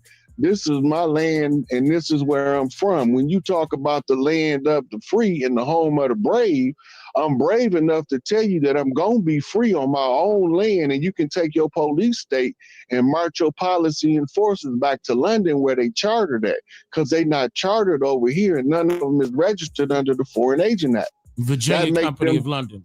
Virginia Company of London did the charter. That's right. Yeah. So now, actually, 4 of them. They did 4 charters to be exact. Mm-hmm. Okay, now if the police is not chartered over here, the corporation known as the United States Charter is not held by nobody from over here. Right? They making all of these chartered corporations, but we don't have any input. That means it has nothing to do with us. It's null and void. It's null and void. It has nothing to do with us. It's a de facto system. Yeah. The only reason why they continue to last as long is because it's a uniform system that make them appear to be more legitimate than the actual people from the land. Illusion. So you go back to what Martin Luther King said, they got us out organized. By them wearing their uniforms and everything they do, that give us the appearance of legitimacy. It's also known in medicine as the white coat syndrome. Whatever the doctors say is the truth. I don't care who else say anything else. My doctor told me. Mm-hmm. That's how I know. Mm-hmm. Right? So it's the same with the uniform. The police, the postman, the waterman, they all wear uniforms to look like they the legitimate people of the land. It's one way that you're going to always know that the people that appear to be legitimate is not. And it's this little 3-letter word called tax. Remember, they told us that the American Revolution was sparked because of 2% tax on teeth. Now they tax us every time we turn around, and then they even tax the dollars that we taxed them. And now with inflation and taxation combined, it's a gradual whittling away of your wealth. So you can never accumulate enough wealth to go against the machine. It's a monopoly game where you being robbed and don't know it because you don't know how they playing the game. I agree on the monopoly side too. That's definitely a game that they've been playing. I mean, this is the reason why they created that paper dollar and told you to worship it as if it holds any value when it's worthless. We see what BRICS doing. I said, we see what BRICS doing. We see these other nations getting together. They don't even accept the US dollar no more. Not at all. And listen, it's worthless. You use bricks to build a dam, to dam the dollar back home. All of the BRICS nation is damming the dollar back, pushing it back to home. Once it get back home, it's a problem. All they got to do is take the oil from being traded in the US dollar, and now it has no use anywhere in the world but at home. Then Saudi Arabia. There you go. That's what I was about to say. Turn up. Yep. Saudi Arabia just recently declared that they will no longer allow that their oil to be traded in US dollars, and where Saudi oil trade go, that's where all oil trade go. Wow. And they needed that. Dubai even turned them down now. Dubai ain't accepting no more. They're in trouble. It's, They in big trouble. it's about to happen. The great fall is happening. It's time for us to step up, take our spot. So the fall of the central banks, you got to remember, a lot of us don't know about economic hitmen. What they told us was bank robbing outlaws was robbing tribal banks, but we called them big mama banks, where we kept the gold that secured the people from the town that they from. You used to be able to go from Chicago with no money, and when you get to Miami, you could go to the local big mama, tell her where you from and who your big mama is, and she would be able to supply you whatever you need while you there. But when they start robbing all of the banks, they was trying to set up something called a FDIC insurance program, and they was trying to set up a Federal Reserve central banking system and get the tribes from having family banks, because that's what the big mama banks is, the family banks.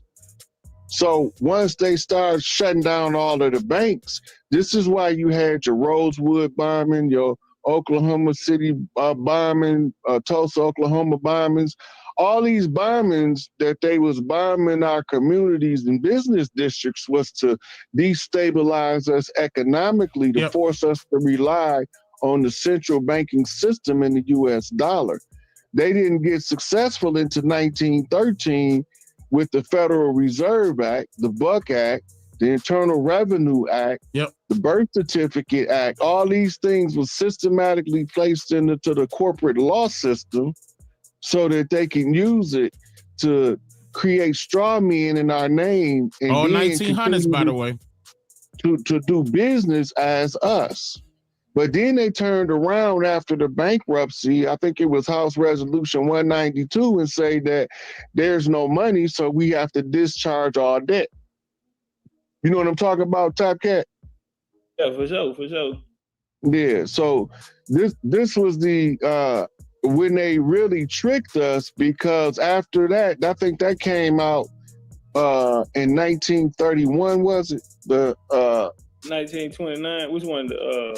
The HR 192. Okay, no. Discharge all debts to the government. So the government supposed to be paying all of our debts. Then why is they taxing all of our wealth? People became citizens. The stock market crashed September 4th, 1929, if I'm not mistaken. Right. And they filed bankruptcy in January of 1930. And they settled the bankruptcy. I think it was in 1931 or 1932. Could have been 33. But it came out as House Resolution 1, or was it SB 192, Senate Bill 192, or 191. I forget which one it was, but it was to discharge all debts to the government. That means that if you needed something, you go in the store, you write a promissory note, and the cashier take the promissory note, and they send it to the county treasurer, who then cashes it in with the Federal Reserve. So what they did was the receipt was supposed to be the check. And when they gave us the receipt, that was the verification that they had cashed the check. But now they asked us for Federal Reserve notes before they could cash the check on our behalf, and then they never share any of the check that they cashed that we supposed to spend. Every time you go to the store and you think you're spending money, they using that in fractional reserve currency. You spent $1, but they borrowed $100 against that dollar. It's fractional reserve banking is what it's called. When you look it up, it explains to you how they use $1 or $10 to generate phantom $90 on, right? So now this is where the inflation come in that decreases the purchasing power, because all of it is artificial, and this is why you can inflate it. You inflate the value of the product that deflates the value in the currency that you're using for the exchange. Simultaneously, it's happening purposely. And this is why you always had to have somebody from the Fed, like an Alan Greenspan, come out and publicly adjust the interest rate, so that you will know what the interest rate is that's being traded in your name under the fractional reserve banking system of the Federal Reserve. This is the secret of the temple. And I'm the aware of temple that. is the Federal Reserve Bank. Right? So they were using Babylonian money magic the whole time to steal our wealth by giving us the illusion of having money when all we have is promissory notes, a whole bunch of IOUs with fancy writing on it and pictures of dead people. I don't even know if they dead people. I'm more inclined to say pictures of fictitious characters, cartoons. There you go. Cartoon I do know it was at least 3 George Washingtons, because they said one was born in Virginia, one was born in Barbados, and one was born in France. But I do find that the doctrines of the Virginia doctrine is called Morals and Dogma. The French doctrine is called Protocols of Zion.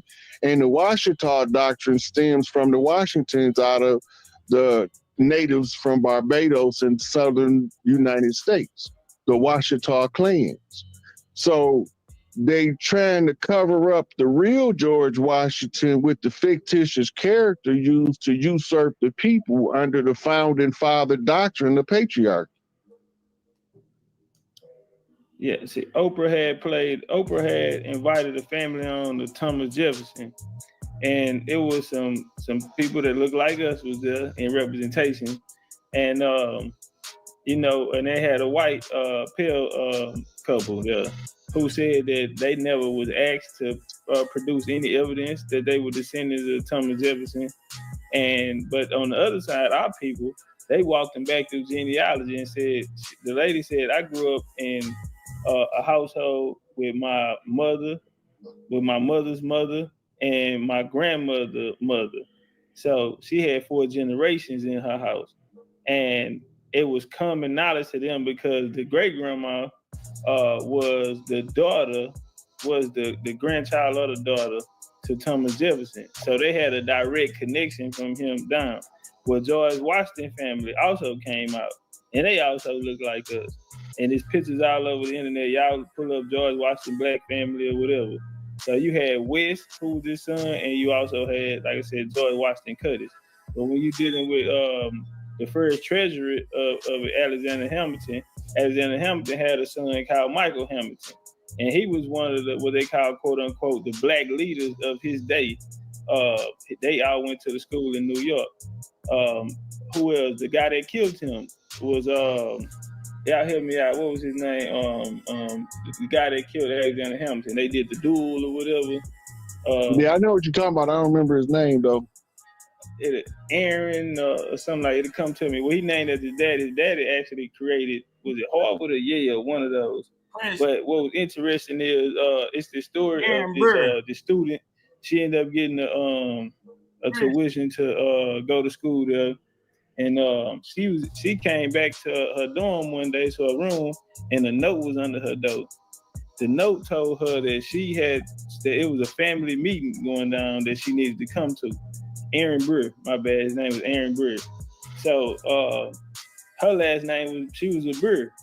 Well, she opened it up. She disregarded it. She like, oh, they ain't talking about me. She said, first thing I did was looked at my skin color. And I said, nah, they ain't talking about me. Well, the note came back again and said, every people of this family, it is mandatory that you come to this meeting.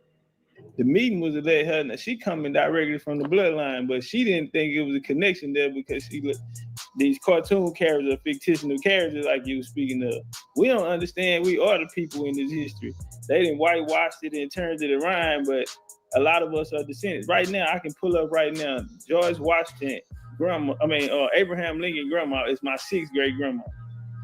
Abraham Lincoln grandma, Nancy Hanks, is my 6th great grandmother. I can pull it up, direct line off my mom and dad's side. Direct line, I can pull it up. Before Baltimore became Baltimore, they had a town down there called Sparrows Point, where the bridge collapsed there, where the bridge is happening up. That come from the family Virginia.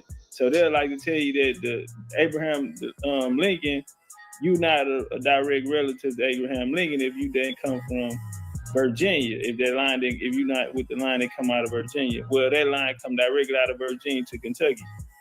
I can put you on the phone with my great aunt, and she breaking it down to me that that's an Indian name, and and so they left out of Kentucky and came down this way, but direct line.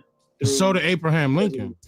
Abraham Lincoln, he was a nigga too. His son, he another one. He had children that looked like us.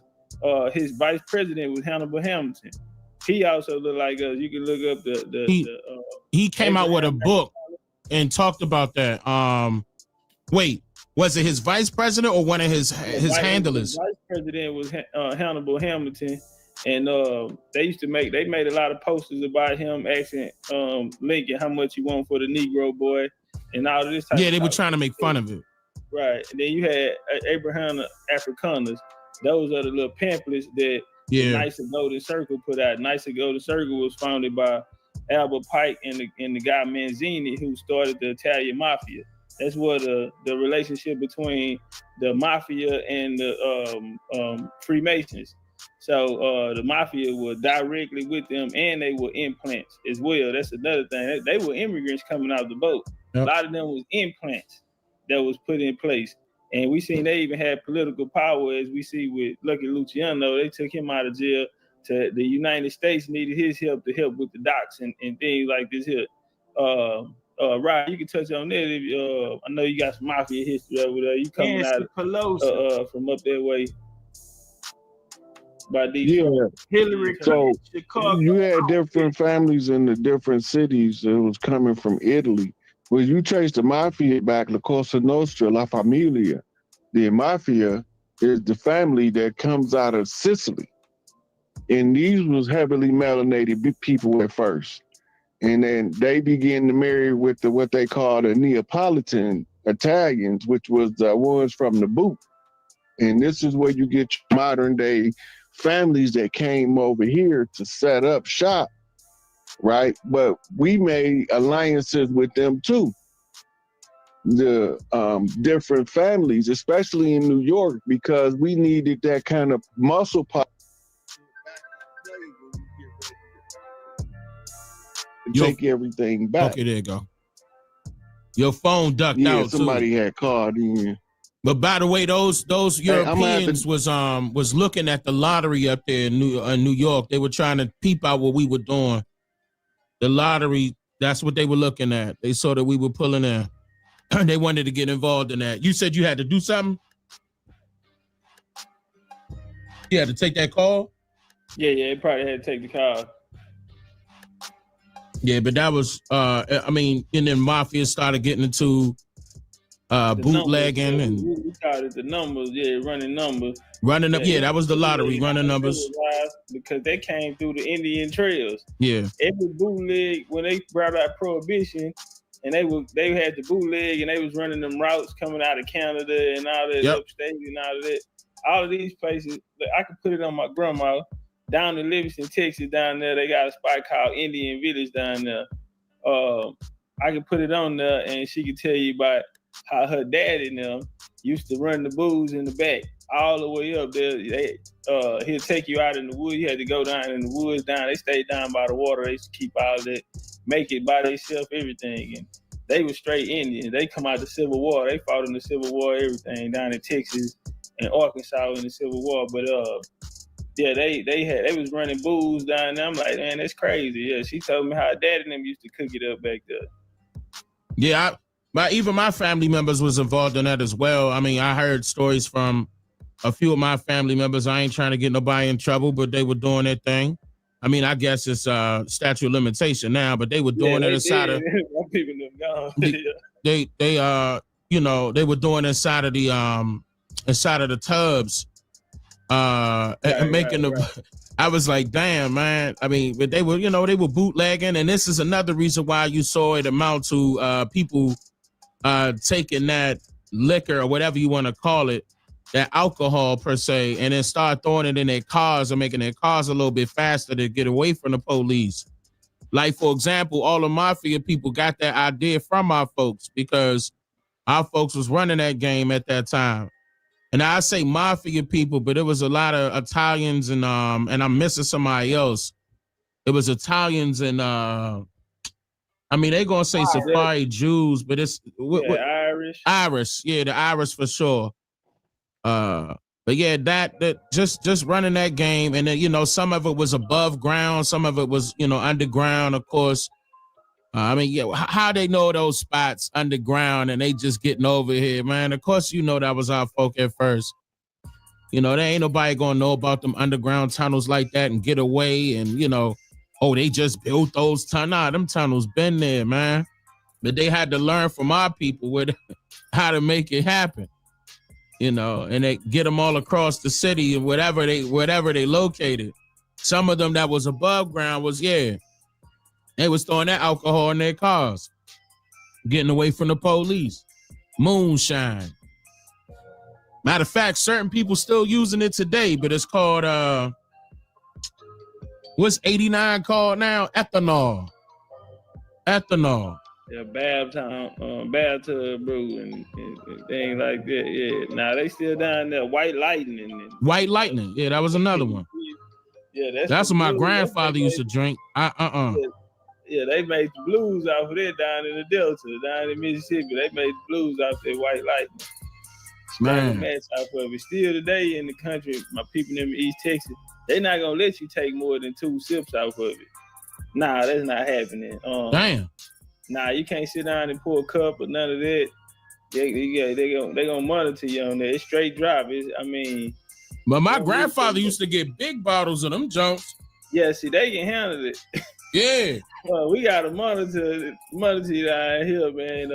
I wouldn't touch it. I wouldn't touch it, man. It's like a tradition, though. It's almost like a tradition. So I mean, he let me taste it, but I ain't gonna be to the point where I'm gonna go buy it. You know what I'm saying? You gonna have to if they hand you the bottle, you gotta yeah, you automatic. But again, like I say, they ain't gonna let you go too far. You ain't gonna you can get to at least 2 swigs over there. But that's all you need. Yeah, they ain't gonna let you go too far. I'm talking about my grandfather, the way he used to do it. Basically, a couple of my family members, the way they used to do it, you couldn't even tell they was drunk. They used to drink though, drink. But I mean, drink. I don't know, man. I wouldn't even put myself up to that to be like, oh yeah, I can hang. You know what I'm saying? I can't. Nah. That cowboy, you wear that to war. You get on that, go to war, so you don't feel the musket ball in your arm or the blade that it hits. Yeah. Now that's something different. You taking it as medicine, for example. That's like that's better than morphine, from what I hear. Like I wouldn't even. Yeah, that's why you see the old films. They pour alcohol on the wound. They pour it on the wound and they drink it. They sure do, man. Clean that up. Damn, that thing probably stinging. Nah, man. I mean, if I had to, I had to. That was the only thing I need. I had, and it's right there. And yeah, I do it. That's survival. Survival tactics will kick in. Oh man, hold on. He just texted me. Hold on, I gotta throw my glasses on. I don't know if he had trouble with it. Oh, he asking, can you send a link to his phone again?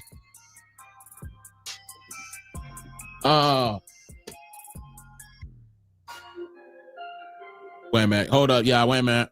Hey, y'all jump on that light boy while we do that. Yeah, we been going. Oh man, look. Wait, man, hold up. Let me see. 3 hours, 14. I told y'all. 3 hours. It's crazy, man. But I just definitely wanted y'all to, okay, he gonna do it. Okay, I just got that message. I just wanted y'all to know, you know what I'm saying? I mean, 3 brothers, we coming together. We came together, you know what I'm saying? And for the right cause, for the right reasons, and doing the right things. And about exposing it. And of course, you're gonna hear different things from us, how people doing it in different takes. But it's mainly, I'm gonna say it's practically the same thing. Some of that you may have heard for the first time from me, from Topcatz, or from Rod, but at the same time, it all still correlate. Like we could, you'll be able to probably go back on this. I'm gonna keep this up. You all will be able to take notes, but don't forget that, right now we're just talking. It's not like we putting something up on the screen and stuff like that for us to break it down, even though we can. That's what we do. But it's more so like just having a conversation with you all. We could be talking about various different topics, whatever comes to our mind. That's what this is about tonight. I just wanted basically to let y'all know that we together. You know what I'm saying? We ride for each other. We riding for y'all. We for the people. And that's what this is about. It's about coming together in unity and being on that right mindset to get that one common goal and you heard that common goal. Everybody had that same common goal. And y'all know y'all been subscribed to my channel for a while, and y'all know how I get to repeat myself, so I'm sure I don't have to do it. Y'all know what my common goal was about. Hold up, there go my wife. 1 second. My wife probably shut me down. Yep, and she is shutting me down. I'm gonna have to put in my work as a husband. But at the same time, I'm glad I ain't had to do no cooking. And it's probably too late for that anyway. What time is it? Oh, it's 10 something. Okay. Yeah, man. So that's cool. We ain't gonna shut it down. I'm pretty sure we're gonna do this again. Hell yeah, we're gonna do it again. At least I wanted to get him in here so he could get his get that final. IG. I gotta do the husband role too. You know what I'm saying? Like I gotta the energy gotta pass on to each other. I ain't trying to get X-rated. I mean, you know where I'm coming from. You know what I'm saying? We grown here. Yeah, but you know that go back to fulfilling your duties as a man also require you to fulfill your duties as a husband. You see what I'm saying? One without being the other. It's automatic.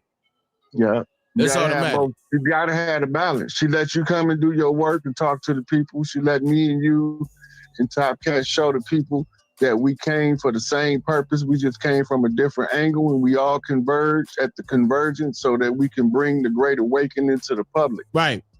And I felt as though it was necessary. I really do feel as though it's necessary for them to see that we're all on, we're common, we're grounded.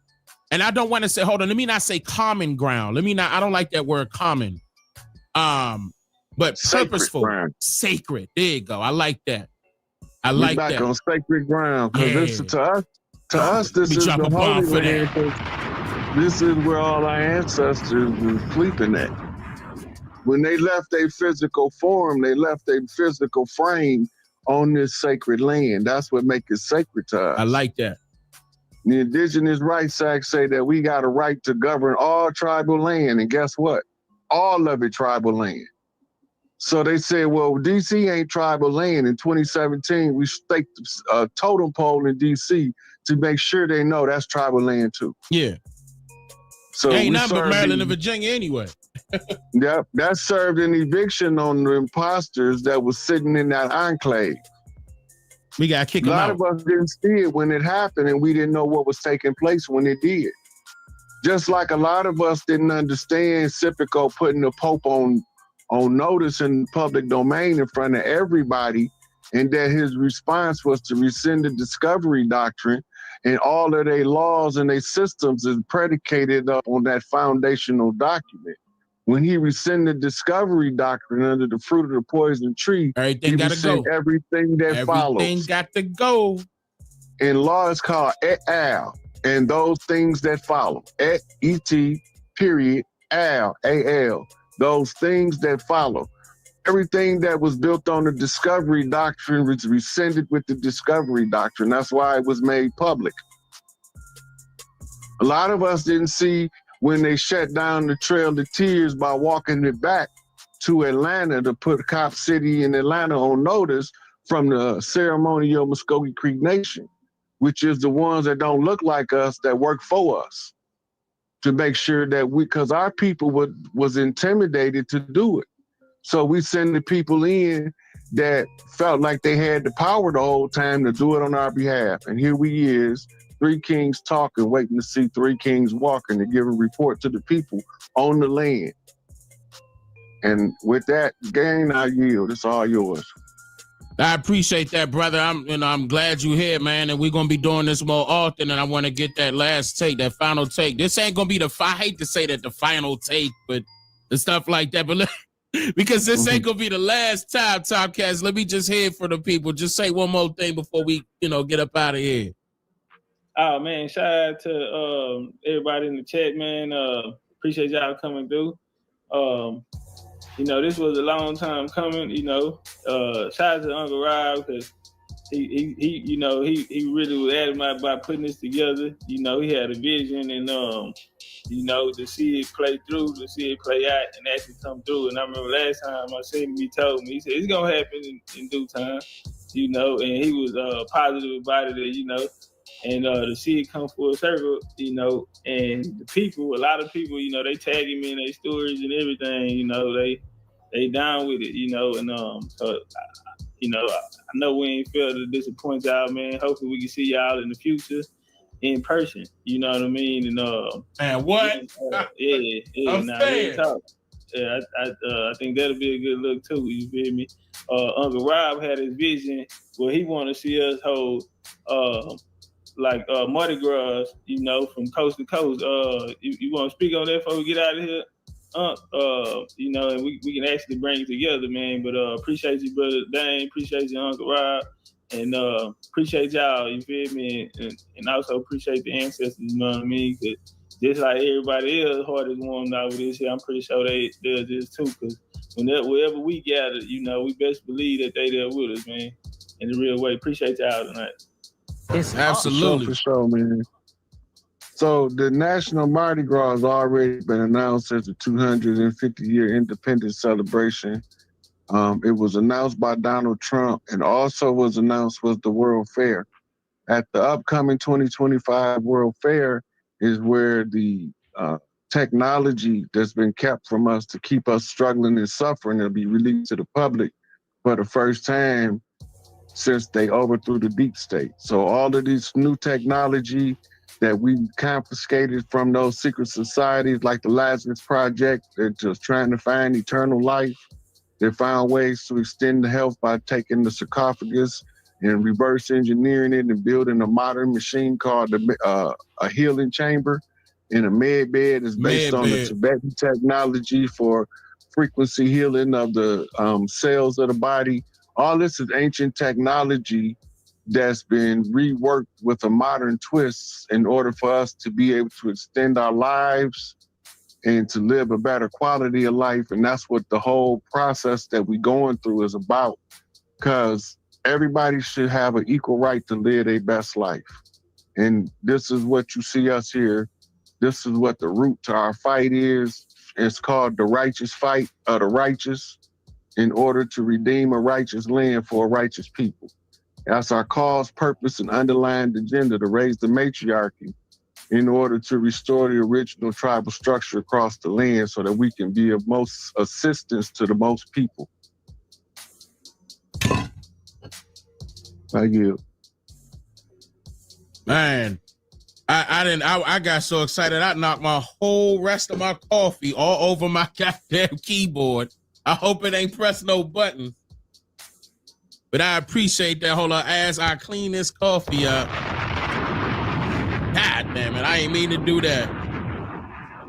I'm gonna go ahead. That's a great way to close as far as what the brother just got finished saying. I appreciate both of y'all for joining me and having this great evening with the family.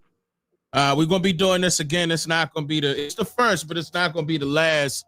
And I definitely want to come out like Topcatz said. You know, y'all know me. I want to come out and do it in person. You know, maybe we could set some things up. Regardless, we are doing some things behind the scenes where you're going to be seeing us on your screen.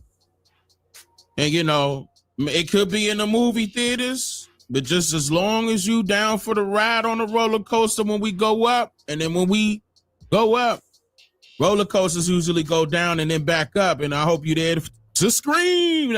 I'm just messing with you. I ain't going to be doing no freestyle. Yeah, turn up. Shout out to everybody in the building, man. Hey, if you paid for tickets to the show yesterday and you didn't get to make it, make sure y'all get over to BigChiefUniversity.com and RSVP if you already paid. RSVP if you already paid. If you want to watch it, I mean, when you click on it, it's gonna show you a receipt. So don't click RSVP if you ain't paid. This is not for people who already saw it. This for the people, you know, they got locked out. Everybody know what happened. You know, we was over capacity, You know, I didn't know shit. Hey man, the young kid coming up. The young kid coming up, nigga. We what election night and that bitch packed house. Niggas can't even get in. Like packed house. So we gonna run it back. So make sure y'all go RSVP y'all tickets if you have not seen it and want to purchase a ticket to see it. That link will also be up. So I need some soldiers with me in Atlanta. You feel me? Cause you know this is how BCU do it. You know, we pop out. You know, we pop out type. Creek had that baby at the homecoming. So we're gonna be in Atlanta. We're gonna have a meeting on that. I say Tuesday. I get everybody to Tuesday. We're gonna get a meet, and I'm gonna run y'all down a date, and we're gonna put our play together. But y'all know how we do when we get in Atlanta. You know how it go down when we in ATL. You know them BCU nigga, they stay outside. People keep asking when is the election gonna drop? 10, maybe 15% of the voters, right. But that's all. Right. So on that basis, we constructed a set of estimates. Oh, we got some feedback from somebody. Professor Bay, how you doing? Hold on, it might be me. Okay, there you go. Sorry about that, David. Yeah. So basically, it's a question of looking at independent reports of what's going on and comparing that with what we found in the actual data itself. And so we actually feel fairly confident about the estimates page. No, I like it. I like it as well. One thing, and I know we're coming down. We'll try to wrap up here. If you go back to the methodology, I want to talk about go back to the classification page and scroll down to the bottom of the second paragraph. So here you mentioned that it says, nevertheless, we do have a file of 1,400, 1,400 Atlantic voyages that might have carried slaves, but for which we are awaiting additional evidence. You wrote it, so you kind of know what it says. What did you find? Like what's that about? Well, it goes back. I know y'all want to know what else happened, but I can't tell you. I know y'all want to know what else happened, but I can't tell you. I know y'all. Yeah, we know we get in there. See, we go in there with the co-founder of the site and work the numbers. He ain't got to tell us how to do it or nothing. We got our game plan. We know what we finna ask you. We know we know what this say. We read all of your books. Yeah. Oh, we in ATL. You talking about BCU? You say the devil name, man. Yeah, it is something like, we going to Atlanta, man. What's up, man? We need a strong team to go represent. This is gonna be big. You feel me? They calling it what they calling it, a classic or some shit like that. Historical, my bad, that's the word. They're saying it's gonna be historical. So my game is this, I need some soldiers. Now I know July we're gonna be Florida. We coming to Florida with it. Florida, y'all get y'all shot. 2022 between Ohio and Florida. Them was like our top places with the most people. And so, we end up going to Ohio though, but Florida, we finna get our shot. So, this what happened last time we was in Atlanta. You know how we play. You understand me? It's just real official BCU, like really, really like type BCU type shit. You feel me, twin? Yeah. I might go black with the white dough. You feel me, twin? I might just like pop out like with the same type of color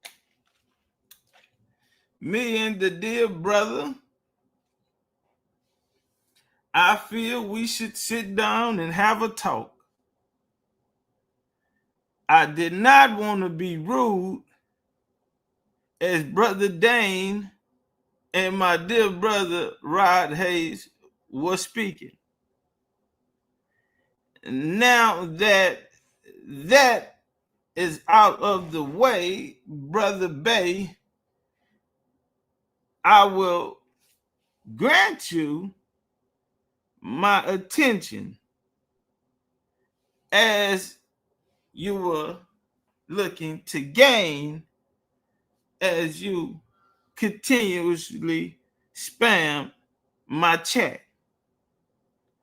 Brother Bay, not sure if you are familiar with me, brother. I am not well known, nor am I looking to be. At the moment, what I am looking for is an understanding. My dear brother, I read where you wrote you were a Mississippian Moor. And my apologies or my ignorance for not ever in my lifetime hearing about a people called a Mississippian Moor.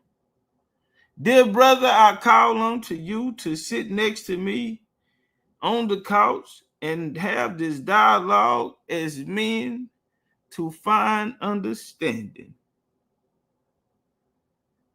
Will you, my brother Bay? Will you receive the link and come and bring knowledge and wisdom that has been put on you by the Creator and using you as a vessel and a vehicle of light to the people? Brother Bay, there's no better time, there's no better day than today.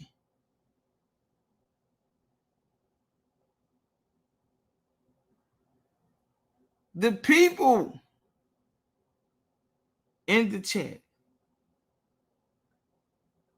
Oh, we don't want to know what they have to say about it. The brother, someone said the brother may have been drinking. It was like Brother Bay. Can we find understanding on these Mississippian Moors that no one seems to ever have heard about? Are you here, Brother Bay? Well, as a man of Christ, I call it pussy. I call it fat, wet, creamy, juicy, squirter ability pussy.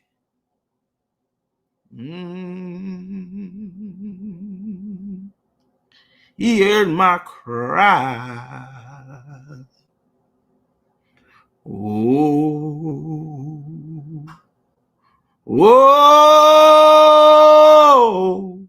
he heard my cry.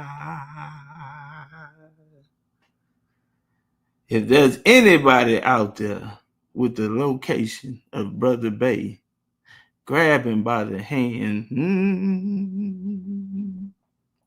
Oh, he heard my cry. Grab him by his hand. Brother Bay, it's okay. Come on up. Come talk to Master. And tell me about this Mississippi more. Whoa. Whoa, precious Lord. Take my head. Lead me on.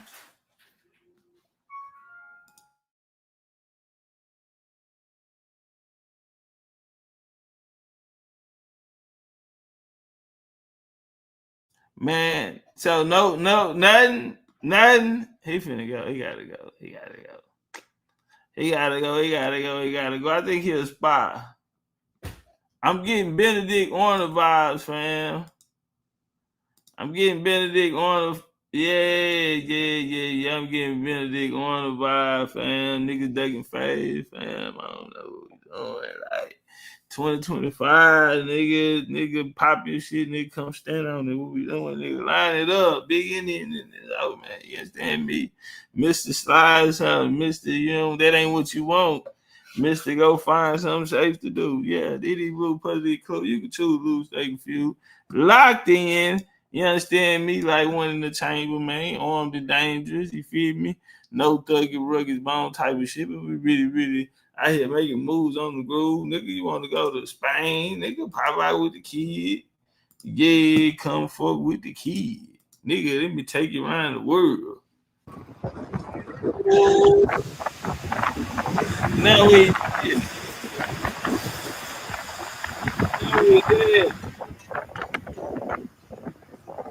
it's called Bloodlines of the Go at 6, fam. Ancestors finna make me go all around the world and back, man, just to do one bill. I gotta go get it though. Special Forces. Somebody said, damn, they look like those in the video last night at Charleston. Y'all remember that?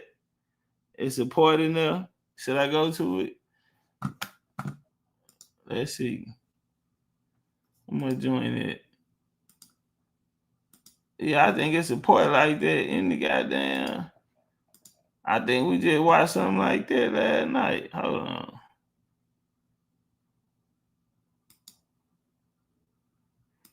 Time out. Nope, time out. Watch this. Yeah. We just seen that. Hold on. So you just gonna go out here and just get all this field research and put 2 and 2 together? Somebody said it like we're in the same place. Nah. Nah, nigga, you ain't on New Orleans, nigga. But when you turn around, look what I found. When you turn around, look what I found. Look what I found. Peekaboo. All right. So let me show you something. Show you how this works. Bloodlines that go at 6. So when I come here, what's right there? Hold on, Chief. I think you need one more. I'm keep it real with you. I ain't gonna lie to you. I'm gonna talk fly to you before I lie to you. And we fam, so let me show you how to do this. So let me show you how to do this, Chief. I ain't trying to tell you what to do or how to do it, but I'm saying like I gotta play for you if you can fuck with it. Some quick, ain't nothing too crazy. Nothing too crazy. Nothing too crazy, you feel me? Where you at, Chief? Goddamn, where you at? Oh, okay. Hold on. Yeah, one more. This is the last one. I'm gonna get out the way. I swear to God, my mama, I'm done. Like, it's been a long day. Yeah, I swear to God, I need a home cooked meal right now. Yeah, I want some smothered. I want some smothered pork chops, rice gravy. I want some green beans with the bacon in it.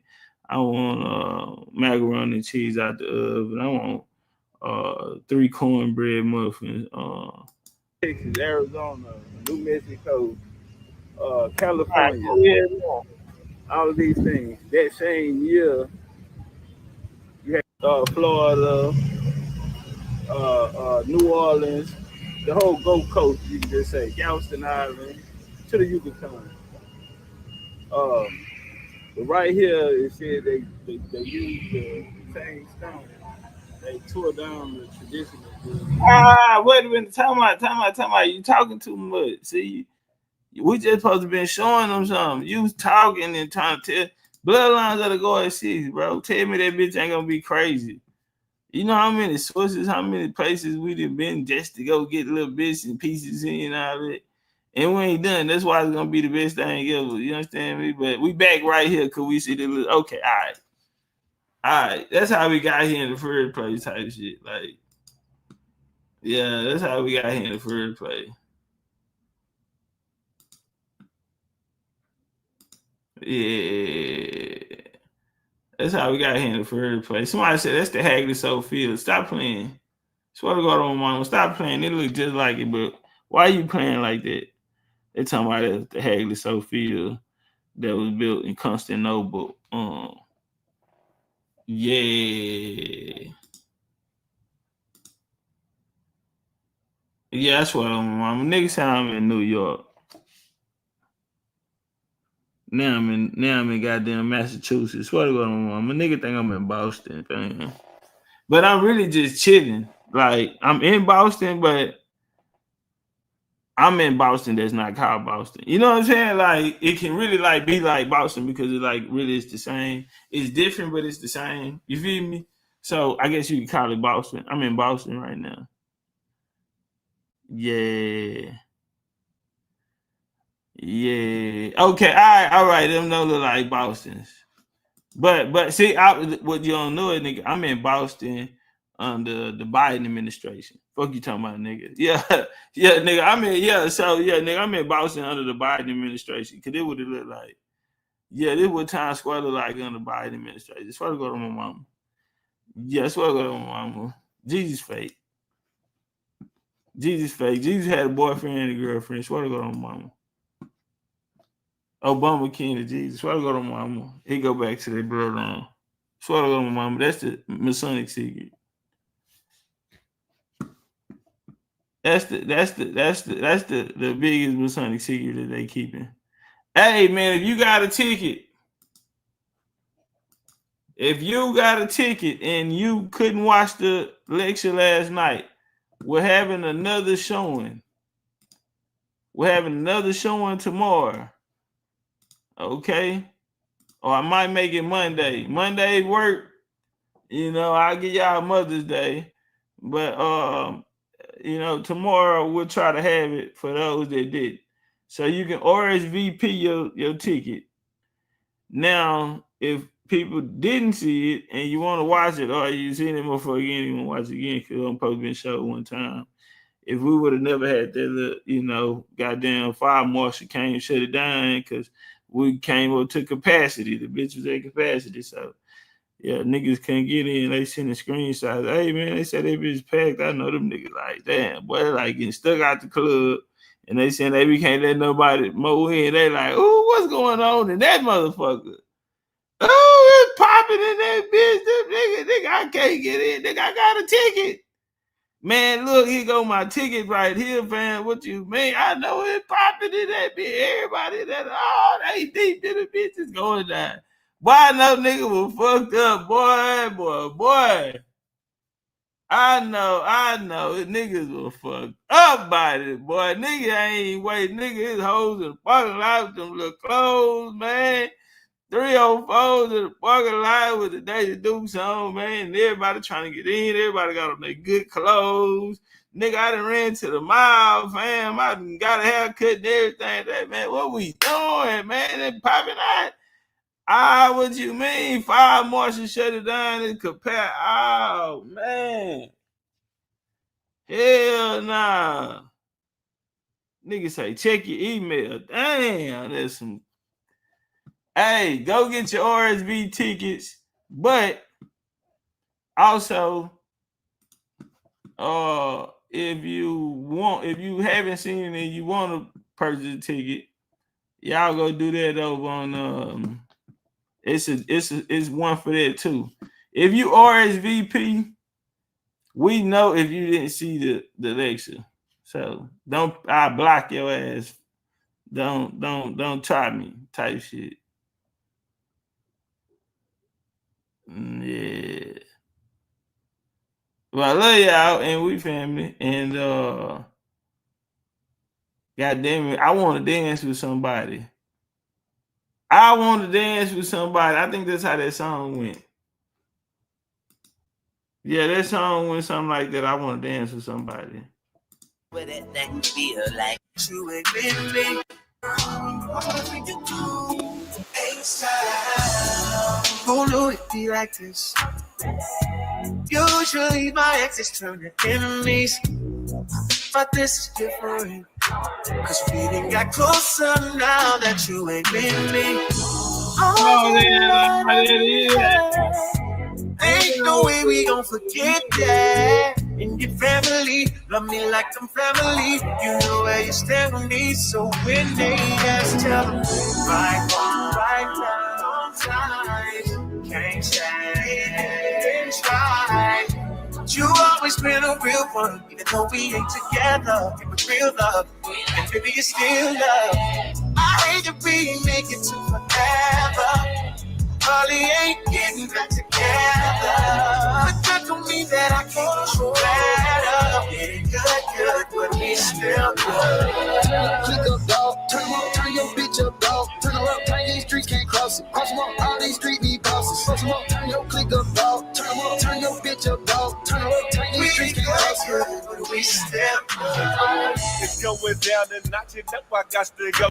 Tonight I want to fuck with Rapunzel. So high in the building. Hold on. We're keeping it street. How much it costs? It never been cheap. Turn your click up, dog. Turn your bitch up, dog. Turn these streets can't cross it. Cross them up, all these streets need bosses. Cross them up, turn your click up, dog. Turn your bitch up, dog. Turn these streets can't cross it. Cross them up, all these streets need bosses. Cross them up. Hey, man, lie. Notice I can stand you up. I don't wanna talk about it, but no one understands me. No, you're the only one who can confide into, darling. I don't even need to lie to you. Just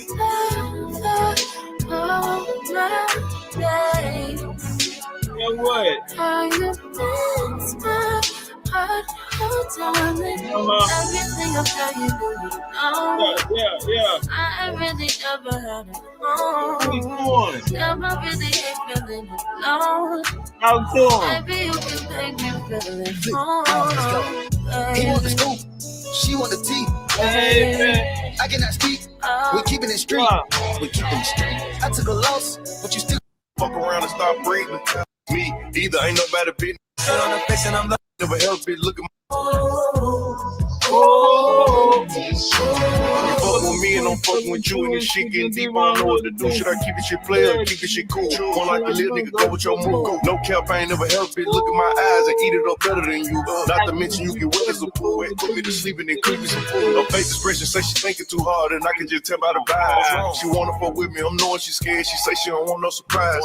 Me, either ain't nobody business. Soon as she see me, them niggas get the business. Deep and stroke. When I'm in it, I don't feel like I need to finish her sentence. Treat it like a pacifier. For me and your mouth like you teething. I'm digging in and she using the rose. Gonna fuck around and start breathing. What you want when you hit? Let's go. What you doing tonight? What's up?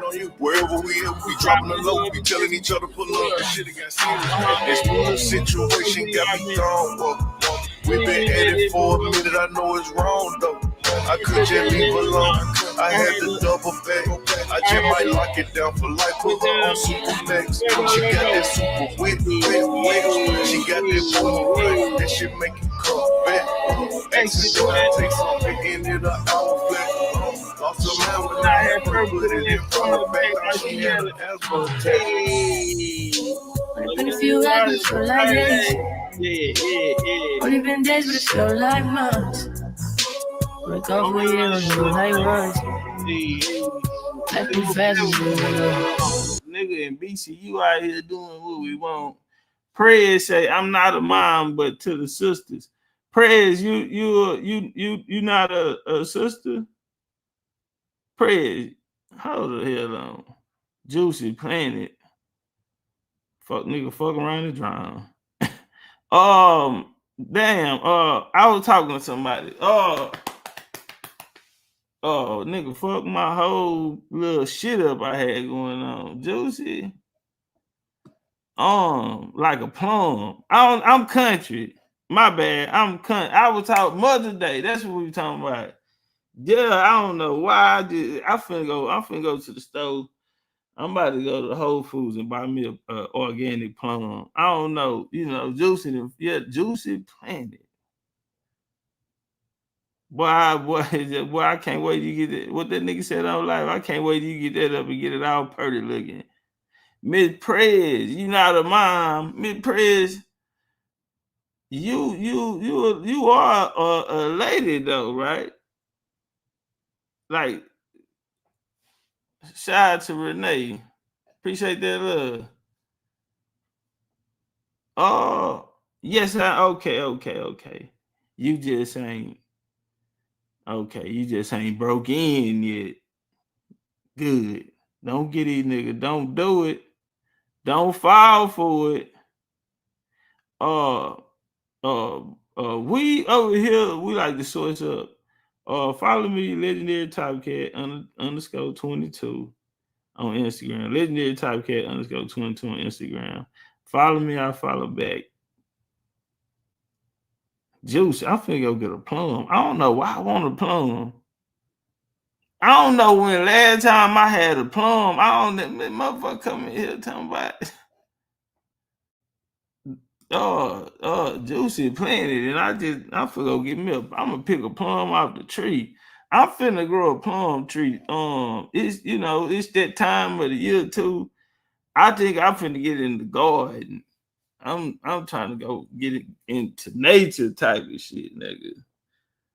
Juicy Planet. I just want a plum. I'm finna start selling plums. Man, y'all get about my classroom, man. Be cool like y'all be cool, man. Happy Mother's Day. Ought to see y'all tomorrow though, you did, cause make sure y'all go get y'all boom tickets, you did. RSVP if you paid and didn't see it, not if you paid, nigga. Cause we would know if your ass was in there or not. So boom, and Trish the police. So she got all the work, and she will sit there and go through every last one of them because that nigga just a police ass nigga. So yes, that nigga's not gonna miss. Yeah, squad business. So yeah, we're gonna be fair, and if people that do want to see it, there's a option for you to purchase a ticket there as well. So till next time, y'all be cool and hold it down. Cam, I don't know why I want a plum, fam. Juicy, where you at, Juicy? Juicy, where you then ran back out to? So you left the chat. So you with Professor Fez or whatever that nigga name is. Josie, where you at, mama? Ruth say it's worth the bill. Y'all copy it. Yeah, if y'all ain't seen it, we going to Charlestown. Then we gonna walk it down. Big Indian BD, man. Indian gang no bang. We gone. Nigga Cam fool.